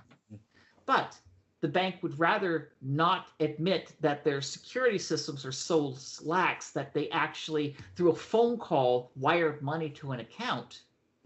So they'll just eat the costs and just not say anything about it. I mean, North Korea did a deal about a year or two ago where they called certain banks in a very orchestrated maneuver to cause this one bank in the Philippines to wire like $2 billion to banks all over the world. And it wasn't until later when they realized that the person making the phone call was not the CEO of the bank. It was somebody who was trained to impersonate that person. They were able to recover most of the money, but some of it got to North Korea eventually. But of course, the bank, once this happened, they kept it all quiet while they were shitting bricks, going like, "Oh, $2 billion. If that money's not recovered, we're out of business." Yeah, they were able to recover enough, so even though they still lost a great deal of money, it wasn't enough to kill the bank. So crazy. It's just mind-boggling how deep this shit can go. Yeah. And the thing is that these days, most people believe hacking that they see on TV. Oh, yeah. That was once true. Today, it's not. Like, I can't get on my computer right now and start saying, I'm going to go log into Bank of America. Oh, I'm hacking. I'm breaking. No. But the way I break into Bank of America these days is if I was to do it, I would first go to a bank and get the names of everybody in there by just being, investigative, just find their names. Go home, do some investigation, like Google searches, and maybe even go one of those online things and get the people's names, addresses, phone numbers, etc., and figure out who's friends with who. Who's the boss? Who is this? Who's this? Then I would look at their calendar to see what days they're busy, what days they're off, what day is this. And at that point, I would then pick the day to strike, usually like just before the Thanksgiving holiday or before somebody's birthday or something like that. And then I would then make a phone call saying, since I now know this person doesn't work on this day, I'm going to call and say, hey, I'm the bank manager. Can you get me Craig? Yeah, Craig over in accounting, the desk by the thing. Yeah, okay, please. Hey, Craig, this is such and such. And of course, I'm impersonating the voice. Can you do a favor and transfer this money from this account to this account? Sure. Yeah, it's an important thing. I'm talking with the branch manager here. Okay, got it. And then, of course, I may even follow up with an email that I hacked that says, yeah, here's a follow-up email to go ahead and here's the account numbers and do this. And more often than not, they're just going to execute the transaction. Yeah. And of course, since Thanksgiving's coming up and so forth, it's going to take them 4 or 5 days to realize that, oh, Monday comes up. Why did you authorize this? Oh, you called me. I didn't call you. Uh-oh, it's been 5 days. Oh, yep, it went to this bank account. Yep, it's already been cashed. Yep, money's gone. And that's how they do it these days. Wow. Social engineering. That's crazy. I mean, I know from this is the non-computer programmer talking. I just know from working retail and sales jobs and that sort of thing, you can, as long as you're confident about what you're saying, any line of bullshit will get through most people. Like you get, oh yeah, this will do that. I mean, and I mean, if you seem genuine about it, people will believe you and it'll go through. It's kind of disheartening, but if you're completely correct but have a little bit of anxiety or fear in your voice about what you're doing, then they won't believe you even if it's 100% correct. Well, so, I mean, look, we elected a president who only exuded confidence, but he has nothing to back it up, and now he's president. It works. I mean, there's an adage, there's an actual saying for this. If you can't dazzle them with brilliance, baffle them with bullshit. And there was this special they had about hacking and social engineering, and this one woman had this perfect example, which is a technique not too dissimilar from what I used once. And that is, She wanted to prove to a reporter that she could take control of his phone account. And he goes like, yeah, right. Okay, here's your phone. All you need to know is what's your phone number. So it's like, that's it. So she writes down the phone number. With it, she pulls up a recording device and starts playing a sound effect of a baby crying. Then she picks up the phone and calls the customer service of the phone company. And then says, hi, I'm Mrs. because it's a woman doing this. I'm Mrs. such and such. Yeah, I can't find my phone. I need to get into our account. Oh, baby. Oh, yeah, I'm really tired and stuff, but I really can't get back to you. And of course, she's modified her phone, so it's the caller ID says the other phone number. Mm-hmm. Yeah, can you do a favor and reset my husband's password? Yeah, okay, yeah, he was born this date. Here's his birth date. Okay, thanks. Oh, and by the way, we can't, because we lost his phone, we can't access his email account. Can you change it to this email? Great, thank you. Oh, by the way, can you also reset my password while you're at it? Okay, great, thanks. Hung up the phone. At that point, she then comes up and clicks on the link, resets the password, clicks the other link, resets the other password. At this point, she says, okay, here's your phone bill. Here's your phone statement. I now control your account because I changed the password to what I wanted. Mm. And of course, if there's any information in that bill, like the credit card used or your address, I just got all that information now. And now because I controlled your email, because I now have your AT&T account, which has your email, I'm now going to call your bank and tell them, just send me the reset, use the email on file. Thank you. And so this showed how easy it was. And she just used her phone and took over a guy's bank, his phone, and says, I'm now ready to strike to get your bank account. And this is why everyone should be using two-factor authentication. Yep, that would have failed. That would have failed it. It's either two-factor authentication, or if you don't have it, like let's say a utility or something like that, which is still in the Stone Age, you tell them to use a password or passcode. Mm-hmm. Like you would call them up and say, okay, anybody who calls to try to change this account, please use the word waffle iron. And if they don't say waffle iron, then do not, under any circumstances, take a phone call and have them change this account, which is another form of two-factor authentication. But yeah, if you don't have two-factor authentication enabled on all of your critical bills, you're basically waiting for somebody to take over your account. And you're just going to sit there and go like, wait a minute, my bank account's locked out. What happened? And now at this point, you're going to have to call the bank and go through all the rigmarole, and they're going to give you the third degree because from their point of view, your phone called in and set all the passwords and changed everything. Ugh.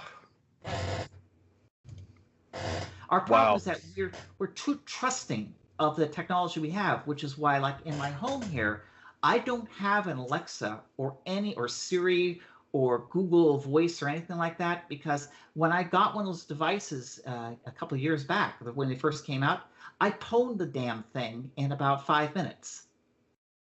And then once I then analyzed it and found out that what it did was it recorded what I was saying, because it was basically an always-on recorder. Mm-hmm. It then recorded snippets and sent it back to some server somewhere. And I said, no way in hell am I going to have a device sitting in my house recording everything in here and sending it to some server that I have no control over.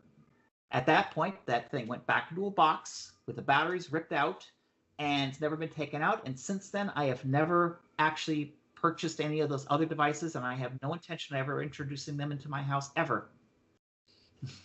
Yeah, I mean, some of us, and I fall under this category. I have decided that for the convenience of some of these devices, I am willing to sacrifice my privacy. Yeah. And I think that that's a choice that we have to make in this day and age. It's one that we have to decide, do we want to just accept the fact that I don't need that type of privacy, or do we want to remain private and just dismiss any of those modern technologies that just try to simplify your life? And in my mind, I think that there's going to be a split between people. That some people are going to want that privacy and hold on to that, and that's perfectly fine. Then there are going to be those like me who are just like, you know what, privacy is overrated. Yeah.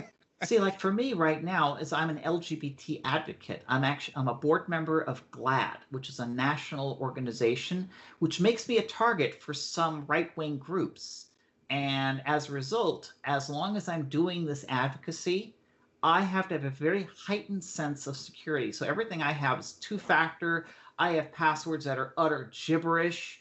No two accounts use the same password. It's layers of security only because I need to put up some sort of defense, because there are people out there who would take the time to try to make my life miserable for the sake of making it miserable. Now, of course, once I'm no longer doing this stuff and I'm retired, then at that point I'll probably put up an Alexa, because it is kind of cool being able to say, hey, turn on the lights. That is kind of cool. I was just about to ask that. Like, what are the huge benefits to these? I mean, it seems lots of trivial stuff. Music. Yeah. I can say to my Alexa, turn on this song, and it just plays it. I'm big into music, so that's probably 95% of what I do with Alexa is listening to music. That's it's just convenient. That's all. Yeah. Well, the other thing, of course, is what if you're, in my case, I'm looking forward to being like 90 years old, but at that point I'll be in a condition where I've fallen and I can't get up is a very real thing. And I'm already looking into getting an Apple Watch and possibly getting Alexas and stuff like that. So if in the event something happens that incapacitates me, I could use that to call for help. It's funny you say that. Something I didn't even realize that this was a function of Alexa. My fiance and I, we both have one. We live in different houses right now. And I just, on a whim, I said, Alexa, call Amanda. And suddenly, next thing I know, the one Alexa reached out to the other one. They're both on the same account. We access it from the same app. And suddenly, we've created a phone call between a house in Florida and a house in California that I didn't even know that this had that function. It had nothing to do with cell signal or anything else. It was just smart enough to know I'm looking to do that. So if I'm ever in a situation where I'm in trouble, I can scream out to do something like this, and I'm sure it will connect me to emergency services. I haven't tested it, but if it doesn't, I can always have it call Amanda. It's just weird how convenient it is. Yeah, it's very, very convenient, and it is something that's really, really cool. The only thing I was disappointed with was the fact that the smarts was not built into the device. Now, if there was an Alexa that actually listened to me and did all the processing within itself, and the only thing it did that transmitted to the outside world was the actual command I asked for it to do, like search the web or call somebody, then and only then would I reconsider and actually think about putting such a device in my home. But anytime in which my home is essentially bugged, that bugs me. Right. And it's a matter of just the level of technology. Like right now, I don't have any privacy. I already know that, because for one, everywhere I go with a cell phone, in this case it's an iPhone X, it's tracking my location. So therefore, anybody who has access to my cell phone account or be able to ping this phone, they would know exactly where I have been and all my locations and my timings and my habits and where I've been. So it's a perfect device to be able to say, hey, honey, have you been cheating on me? Where have you been? And in my case, it's, honey, here you go. Look, it'll prove my innocence. But the thing, though, is that by the fact that it geolocates and so forth, I've already given up a semblance of privacy. But then again, that's a good example. I do not care if people know where I am. The only person who would possibly be interested in knowing that information is somebody who wants to burglarize my home. But then that's why we have security cameras in the house who also send that feed to an offsite server. So even if they come to the house and cut the power, the batteries will be on for a period of time, so that and recording everything. So by the time that they run off thinking that they stole everything, I'm going to have those videos sent to the police, and they'll be behind bars. Right. But other than that, I don't really care if the whole world happens to know that I like to eat burgers over at Red Robin, or that I'm at this cafeteria, at noon every day or something like that, because quite frankly, you're stalking me if you care. And that's a perfect example of what I'm talking about. Like you have chosen to give up that portion of your privacy, right? And I think that's a conscious decision that we're all forced to make in this day and age, especially as we're seeing these advancements in AI and everything else, where it's just going to come to a point where I'm gonna feel even more like I want to start to integrate some of these conveniences, and I'm just gonna keep giving up more and more until I get to the point where I find that breaking point where it's like, okay, now I need to maintain this level of privacy. Yeah, I mean, the only reason you want to maintain privacy is just because there are things that you say or do you'd rather just keep it to yourself for your own needs. It doesn't have to be nefarious. It just is. You just rather not have people know how you really felt about the Avengers movie. I mean, it's that could be as simple as that. Yeah. But the thing, though, is that with each passing day, any hope of holding on to privacy is disappearing. Right. And there's nothing you can do about it. So just get with the program, or go Ted Kaczynski and get yourself a really nice cabin in the woods and live off the land, because that's the only way you're getting out of it. Right. Because today, your cars are being tracked. I mean, cars made in the last 5 years have things like OnStar or something. They have a cell phone connection. They too are being tracked.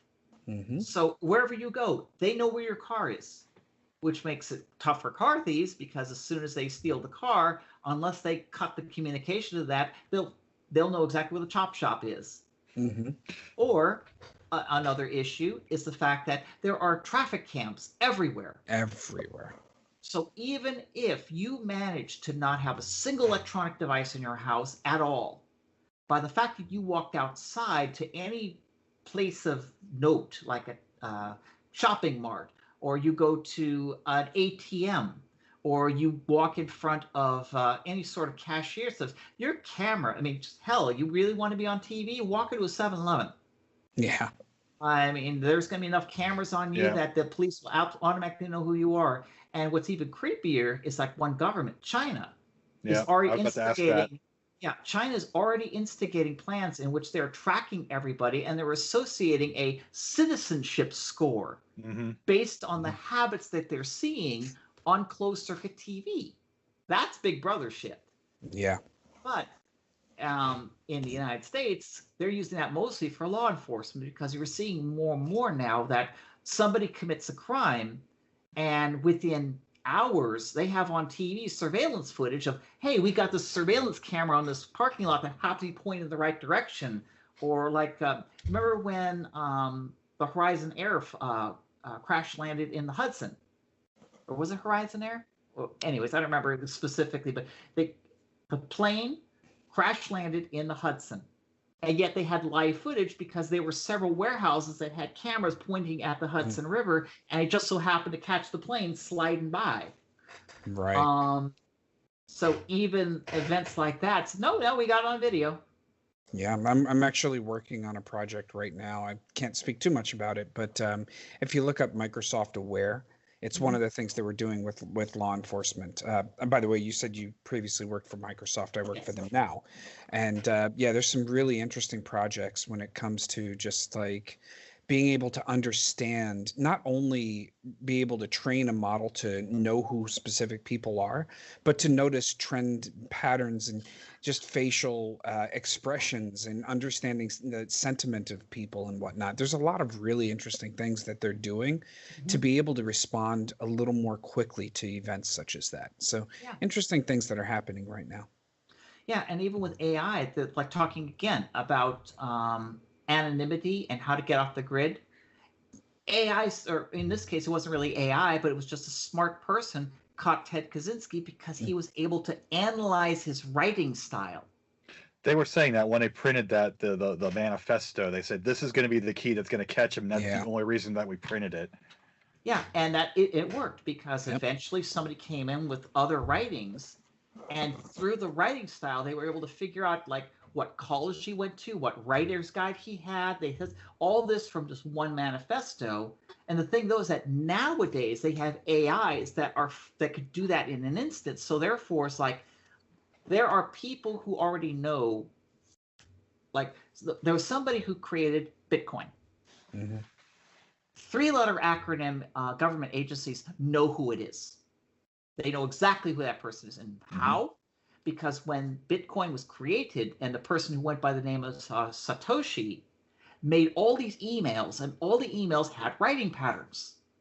And they actually analyzed it and figured out that it was actually a small group of people. But they narrowed it down based on the writing styles as who it was and how many people and their hierarchy and so forth. And then they figured out who it is. And they didn't actually have to, pick this person up, because all they did was they just went ahead and analyzed every writing out there, saying, okay, here's all the papers written by Rebecca Heineman. Here's all the papers written by this person. Here's all Carl Sagan's. Here's all this person's, and so forth. And that with each individual, they have a writing style, kind of like a DNA footprint. Well, it just so happened they were able to get enough samples to figure out that this person who wrote all these doctrines and all these PhDs and shit like that was the person who wrote these emails. Wow. And they can do that now, which is why, I kind of figured that was going to happen, because back in the 80s and stuff like that, when I was writing letters to other people, I deliberately played a character in which I thought to myself, okay, I'm going to now be, instead of a 16-year-old person, I'm now going to be a 30-year-old man who has a wife who's all frustrated and all stuff, and made this entire persona, and I wrote in that person's style. Mm-hmm. And of course, I wrote another style, because I had a feeling that if I constantly wrote in the way I did, then people could figure, because very early on, when I did my 2-person stunt, they figured out that I was the same person. So I said, I got to fix this. Yeah. And at that point, they then said, okay, it says, hey, I got to go because my dog's going on. And of course, they know that I didn't have a dog. Yeah. And what's little thing. So it's like, okay, I after work, I got to do this, blah, blah, blah. I let little manners, is because when I played the character, I knew the person had to be this. And I even said, oh, yeah, you can't talk to this person until after 7 p.m. So it's like, right, I don't know. They're never around till 7 p.m. because they had a job, whereas I didn't. Right. I think it's going to be fascinating when you consider how fast this is moving with machine learning and everything else. What people didn't realize 10 years ago, they're going to be falling into traps that they didn't expect to happen. Because, for example, you're talking about the handwriting styles, right? Yeah. The writing styles in general. As you start to take these samples of works and throw them into the computer, that computer will analyze that. And based off of the machine learning models that they have, they're going to start to understand these patterns better than humans can. And there are going to be people that are going to be outed for things that they had no idea 10 years ago it would ever be possible to figure out who that was that did this. And that's just writing styles. I'm sure there's 50,000 other things that we're not thinking about that can be fed into a computer that can be as unique as a fingerprint that we would have never seen until we've started to train these models. Well, like another example, we now have AI that can analyze DNA, and it can then analyze it to figure out who your family tree is. And based on samples can say, this person is the son of this person, who is the grandfather of this person. Mm-hmm. And now they're actually solving cold cases because they're finding, hey, we have some DNA that's not in the database. We use the AI, and the AI says, wait a minute, this person is similar to these 3 people, so it's possible it's a sibling. And at that point, they then go over and check out those people and say, oh yeah, there's a 4th sibling that we don't know about. And and at that point they profile a person. It's like, wait a second. Mm-hmm. And like recently they caught some California strangler in which the guy was a cop. So he knew how to hide evidence, which was why he never got caught. And then, of course, they analyzed him. They said he fits the profile, but he's a freaking cop. And he was never on any of our lists. But they then went ahead and did some police work, got a sample of his DNA, checked it, match. Mm-hmm. And at that point, they went up to the guy, and the guy, when he opened the door and saw the cops there, he was totally surprised, like, what are you doing here? And then when they hauled him away, he realized, oh, shit, they caught me. And, of course, his first idea is like, how? Yeah. Yeah, it's gonna be interesting how they're going to start to tackle some of that. I think that part of the problem is what they're doing now is they're taking samples from crime scenes. They'll take a DNA sample and they'll try to link it. Let's say that you know how many people have used 23andMe and all of these different. And that was one of the databases they use. I mean, not correct. 23andMe, Yes. but that's what they're they got taking the samples and they're comparing it to what they have in these databases to figure out who this person is. That brings up some really interesting challenges for how we see freedom and law and the laws that we've crafted around search warrants. And you have to have certain elements and have to have proof that certain people. There's a lot of things that are going to be interesting when the lawsuits start, as these law enforcement vehicles start to say, okay, let's take this raw sample that we have and submit it to one of these places like 23andMe and see if it matches the DNA to someone here who we can now create a suspect profile based on what we're finding in linked completely irrelevant persons. Well, so the key here is, have you ever read the terms of service agreements when you click on the thing? Yes. No. That's how they get away with it. Because when you sign up for 23andMe or any of those services, there's a clause in there that says they could use this information for any purpose they wish. This is for entertainment or whatever it is, but because you signed your rights away, you didn't know. And that's the key here. When people were first submitting their DNA for the genealogy, they just thought it was really cool because it would tell what race they are and so forth. It wasn't really designed to do genealogy. It was trying to be like it's like saying, which Disney princess am I? Answer a couple of questions, and now we find your Pocahontas. That was the whole thing with 23andMe initially. It was saying, okay, you are 50% Asian, 30% East Asian, you are 20% Black, with a smattering of Irish somewhere in your DNA strand. But originally 23andMe also said genetically you're susceptible to these diseases, blah, blah, blah. They of course removed that because the FDA says stop playing doctor. Mm-hmm. But nevertheless, they now have your sample and your sequence, and they put it in a database somewhere. Mm-hmm. Somewhere along the line, the Mormons came and says, hey, we're doing this genealogy thing. Can we get a copy of your database so we can go ahead and create a genealogy tree? And they say, sure. And then other organizations did the same thing, until eventually they all merged and made this giant database of pretty much everybody who's ever sent in a DNA sample. But their intent was noble. They were just trying to create a genealogy tree to reunite long-lost brothers and sisters and stuff. And then, of course, once it actually started working, now they offer the service saying, hey, 23andMe or whatever it is, if you pay an extra $10, we'll do a little search here, which really doesn't cost them more. It's just a little extra computer time. But we'll find everybody that's in our database that could possibly be related to you. And it's, in this case, if you're adopted, it's a godsend. Mm-hmm. But for other people, you may find that you're related to somebody who committed crimes, and you're just like, I don't want to know this. Right. But then it went to the next step when law enforcement said, wait a second, we could use this. We have a DNA sample we have no idea of, but if we were to submit it to you and your database comes up with a hit saying this person's possibly related to these people, then at least then we can narrow down our suspects to just a handful, a little. Yeah, I think we'll see some legal challenges coming. I'm not sure how they're going to play out, but I think it's an interesting time. I think that there's a lot of things that a lot of people have thought would never be able to be surfaced. And I think that AI is going to surface all of that. So it's going to be interesting. Yeah. I mean, you got DNA, then you got fingerprints, then you got, of course, hair samples, which also again, DNA. Yeah, sure. But other things, of course, is cell phone motion patterns. Mm-hmm. Because that way, by looking at cell phones, you could say, oh, somebody got murdered in a location. Check all the cell phones that were in the area. Yep. So even if there was absolutely no DNA at the crime scene, they would say, hey, Mr. XYZ, why were you at the location at 4 a.m. in the morning? Your cell phone says that you were there. Yeah, that's one of the explained things. it. Mhm. Yeah, that's one of the things. Without a proper warrant, they can't even get that cell phone information. So I wonder how the courts are going to start to rule on how the law enforcement can utilize some of this stuff that they have, because it's going to be an interesting time. Yeah, it is. We are definitely living in interesting times. Mhm. Ancient Chinese curse.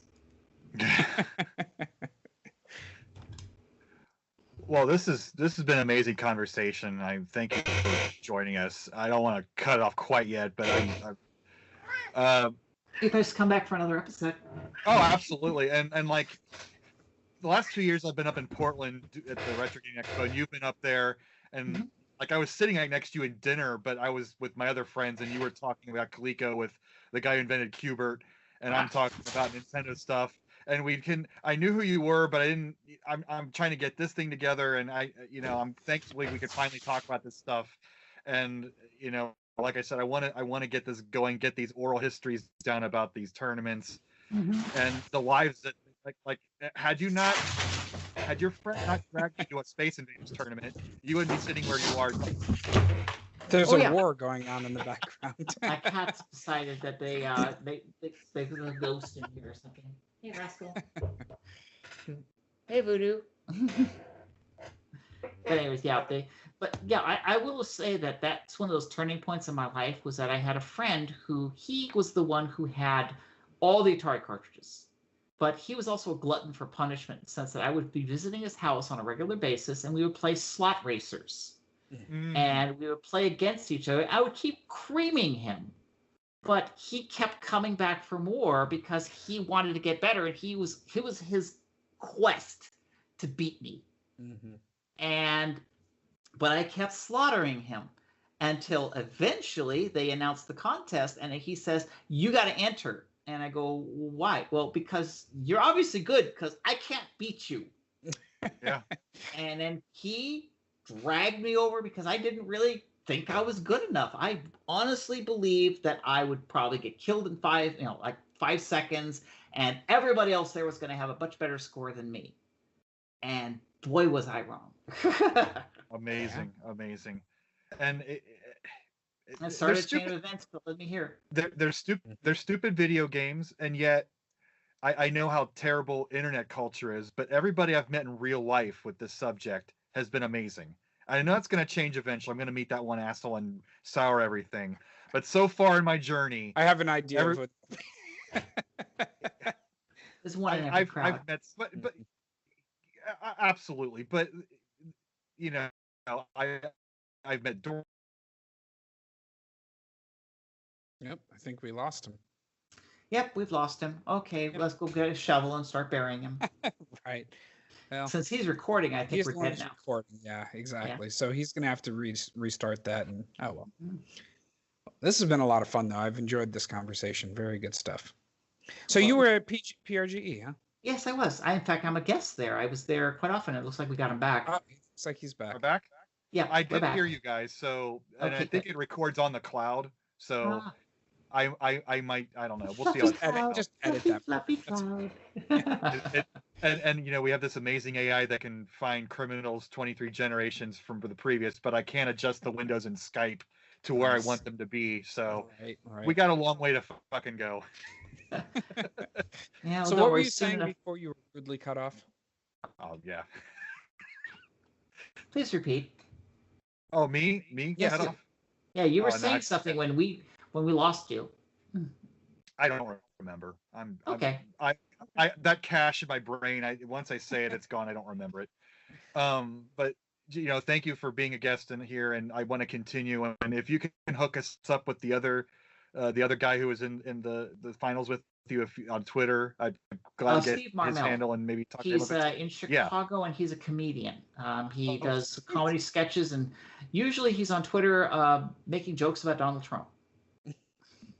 Which seems to be the thing that every comedian is doing because it's such an easy target. I have a political job, so it's like it's gross. It's mixing my work and pleasure. I don't like it. Yeah. But thanks for being here. You're amazing. You got an amazing story, and like that oral history, that tournament. I'd only seen like snippets of interviews, and every time I see that picture, nobody mentions that you even won the damn thing. So I'm all about getting these stories out there so that somebody knows about it in the future. And 50 years from now, when esports is dominating whatever, they can dig up these stupid Skype interviews with me freezing up in the corner and say, "Oh yeah, look at this artifact we found. We actually know what happened now." So thank you for the help. Mm-hmm. Yeah, Really as I was saying, it. it's like with esports, is that think about, even though right now we see football, basketball, baseball, etc. as big events, once upon a time, about 100 years ago, each one of these events was just played by a handful of people in some backlot somewhere, and there was no crowd. No. That was the game I played. Now, we've hit a turning point recently where we're starting to see that the esports events are outselling the live events for sporting events. Mm-hmm. There was just one, and I'd have to read more about it. I don't remember which team it was, but I read that they sold out 5 nights in a row, and that's a stadium, or not a stadium, but a convention center or whatever they play in, I guess. I don't know much about the sports ball, but like wherever the basketball players all get together and play, they've been unable to sell it out as a sporting event, but it sold out the last 5 esports events. Oh yeah, in fact, about 6 months ago, I was a presenter at the first annual eSports Awards. Oh, very cool. It was held in Stockholm, Sweden. They flew me up there, and it was very much like an Academy Awards. And they had people who were players of Dota 2, Overwatch, and so forth. But they were all giving out awards for different categories: best new player, best this, best that. And I went out there and gave one of the prizes, and of course I was introduced as, here's the first esports champion, because that was why they brought me in. Very cool. Yeah, so, that's awesome. And if this is an annual thing, then I was the first esports champion who was at the first esports award ceremony. That's great. Well deserved. Indeed. And I never thought that would be happening 38 years after I did that. It's been 38 years. Wow. Yeah, it has. And just historically, how much has this come up in your life? Like, do you talk? I mean, obviously you're programming. We talked today about something that happened for a couple hours at a mall in California, and then a couple of days in New York City, and then off your life went to do everything else. And your T-shirt disintegrated, and your baby ate your Space Invader. Your stuffy of Space Invader stuffy. But like how often do you think about like that particular thing and your friend dragging out to this competition? I'm sure I just, is it after? I think his connection. I think his connection is starting to. It's a great question and needs to be answered. Okay, we're stable. We're stable. Okay, good. Back? Yes. The question: how does it differ how I was back then versus now about how did I think about the event? Back then, after I won the event, after I got my Atari the Missile Command, I kind of forgot about it. And then I entered a couple of contests, but then once I took that job at Avalon Hill, which was in 81, 82, somewhere in there, it ceased to be a part of my life. In fact, when I was doing all those games in Interplay, no one even knew I was the video game champion because it didn't matter. Video games crashed. The Nintendo was coming back, but we were all focused on C64, Apple II games, and PC games, and Windows games, and so forth. Now, 25 years go by, and I hardly ever gave it a thought. I just thought, yeah, I won this championship, but who cares? Then, about 5 or 6 years ago, eSports started. And people started doing the Dota tournaments and started doing the Team Fortress 2 tournaments. And then they started talking about how some kid named Billy Mitchell was the Donkey Kong champion. And they were all saying he was the first video game champion. And that infuriated me because I went ahead and said, wait, he did that in 1983, was it 85, something like that. I think it was 85. Right. And I'm like, wait a minute, I predated him by 4 or 5 years. Yep. And then I started Googling, nothing. Right. Absolutely nothing was on the internet about the Atari 2600 Space Invaders tournament. It's as if it never occurred. That was when I went ahead and to my closet and found my book of clippings. It's about this thick. That's fantastic. And I found photographs and I found all the stuff about that. And at that point, I then started spreading them out on the internet. I started spreading out other things. And at that point, people started remembering, yeah, there was a contest. And then other people started showing off their personal pictures, like that New York picture. I did not take that. Somebody at the regional took it because I was not at the regional. Right. And then people will start saying, yeah. And then that's when a historian comes up and then says to me, okay, you're making this claim, which is obviously false because Atari never had this contest. And says, you're just trying to take Billy Mitchell's crown and you're just blah, blah, blah. And I said, here's a data dump. Contradict me. Prove to me that this I just gave is false. A few days later, he says, I apologize. I'm entering you into the record books. Yep. And then at that point, I then started seeing entries showing up everywhere about saying video game history, 1980 regionals, then the nationals. And then, of course, other people who were there. Because remember, there was like about 100,000 people. Yeah. I was not alone. They all said, oh, yeah, we were there. We placed. We saw the thing. And then they all started. And at that point, it grew a life of its own. And then I started having people start contacting me, which is why I then said, I better put this up on my Twitter page saying National Space Invaders Champion and stuff like that, and to let people, to remind them that I'm still here. I'm not dead yet. Yeah. And thank you for that. And of course, last but not least, you find the Donkey Kong champion is not as a champion as well, and so forth. So I'm like, sweet karma. There is a history. Like Abner Doubleday did not invent baseball, so there is mythologies around all of these things. And baseball was played for 70, 80 years before Babe Ruth came around. Like nobody can name a baseball player from before Babe Ruth. So you know, the historians know all about this stuff, but the conscious of people's histories, you need that person who transcends the sport. And that probably still hasn't happened with esports yet, but it will eventually. But that's why we got to take care of this stuff and get this oral history down. And that's my purpose with this podcast. So I'm rambling again, but thank you so much. Well, that's see, this is one thing is that in 2018, I'm now quite satisfied that history has been properly recorded, because the thing is that back in 2012, 2013, when I started seeing all these news reports and stuff about esports and that it started in the mid 80s, late 80s, I'm like, that's not true. And of course, I then, and what's funny is this kind of reiterates, like earlier I was saying how I was putting Easter eggs in my games because I was afraid that I was going to be whitewashed out of history. And so it kind of maybe subconsciously, for all I knew, is after I won the tournament, I might have known, subconsciously that was going to be erased from history. And I took great pains to ensure I left enough breadcrumbs so that historians later on would follow them and realize, oh, Becky is not just some rambling, crazy cat lady. She's actually telling the truth. Yeah. There was a Nintendo championship in 2010 during the Wii years. Nintendo's flush with cash. They fly all these people out to California. 2 months after the event's over, their website was taken down, and now it's a Filipino Bitcoin gambling site.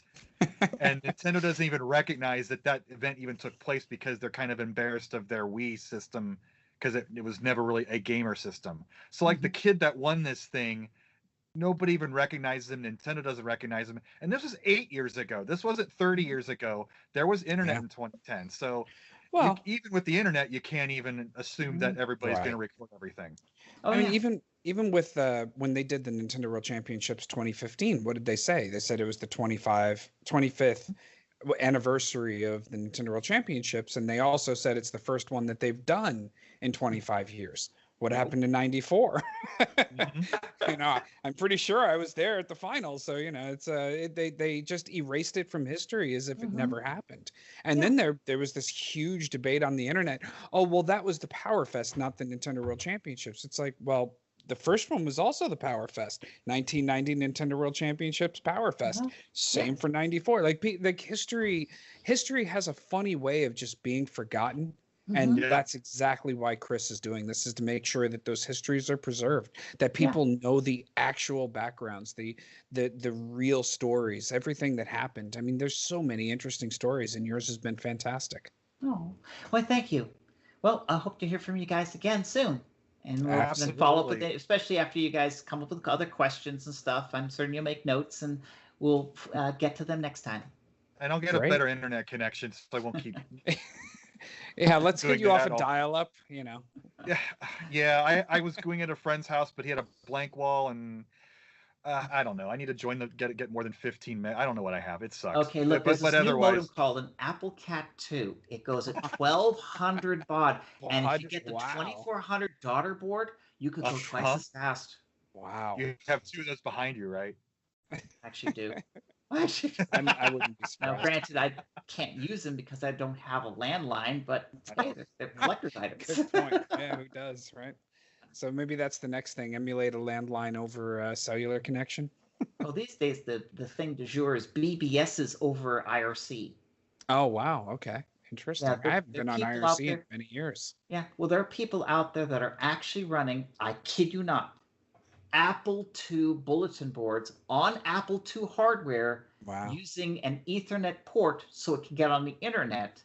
And the way you communicate is that you use an IRC channel, which is a phone number. So it'll then just call it. And then the Apple II thinks that you're actually calling on a modem, and it connects you in. That's unreal. Huh. That makes me happy. Welcome to 1979. Apple II was my first computer. That's what started it all for me. Hey, I made more, and I've got the dubious honor, which is something for another time. I made the first and last Apple IIgs commercial game. Wow. Oh, interesting. The first one, Task Times in Tone Town. The last one was commercially sold, Ultima 1. Oh, wow. Love that game. And then I did a shareware game, Wolfenstein 3D. Oh, yeah. Yes. Oh, so good. And I didn't even get into Doom for the 3DO, which is notoriously bad, except... Oh, if you want me to go back into convulsions, sure, we'll do that one. I saw a story I saw a YouTube video that talked about the whole thing, so you don't have to repeat the whole thing. And it's not your fault. You dealt with what you got. I mean, it's the same with Howard Scott Warshaw and E.T. I mean, he did what he could, and that's what came out. So you still love the story behind it. I'm in a minority. I actually didn't think that E.T. was that terrible of a game, but who counts for taste? Hey, some people like Jägermeister, okay? I think it tastes like, cough syrup. I was like, once, okay, I'm never drinking that again, ever. But I know people who, they're chugging it, and I'm like, you're not human. And you can shoot 36 invaders in 20 seconds and get the UFO every time. So everybody has their not human characteristics. That's right. What can I say? I kill them all. And on that note, it was a pleasure talking to you, Burger Becky. It's Burger Becky on Twitter, and this is Burger Becky on Twitter, Burger Becky on YouTube. Please follow me. I'm also on Steam if you want to be my friend there as Burger Becky. Gee, there's a pattern here, but there you go. It's a good handle. It's like you have experience making fake IDs or something.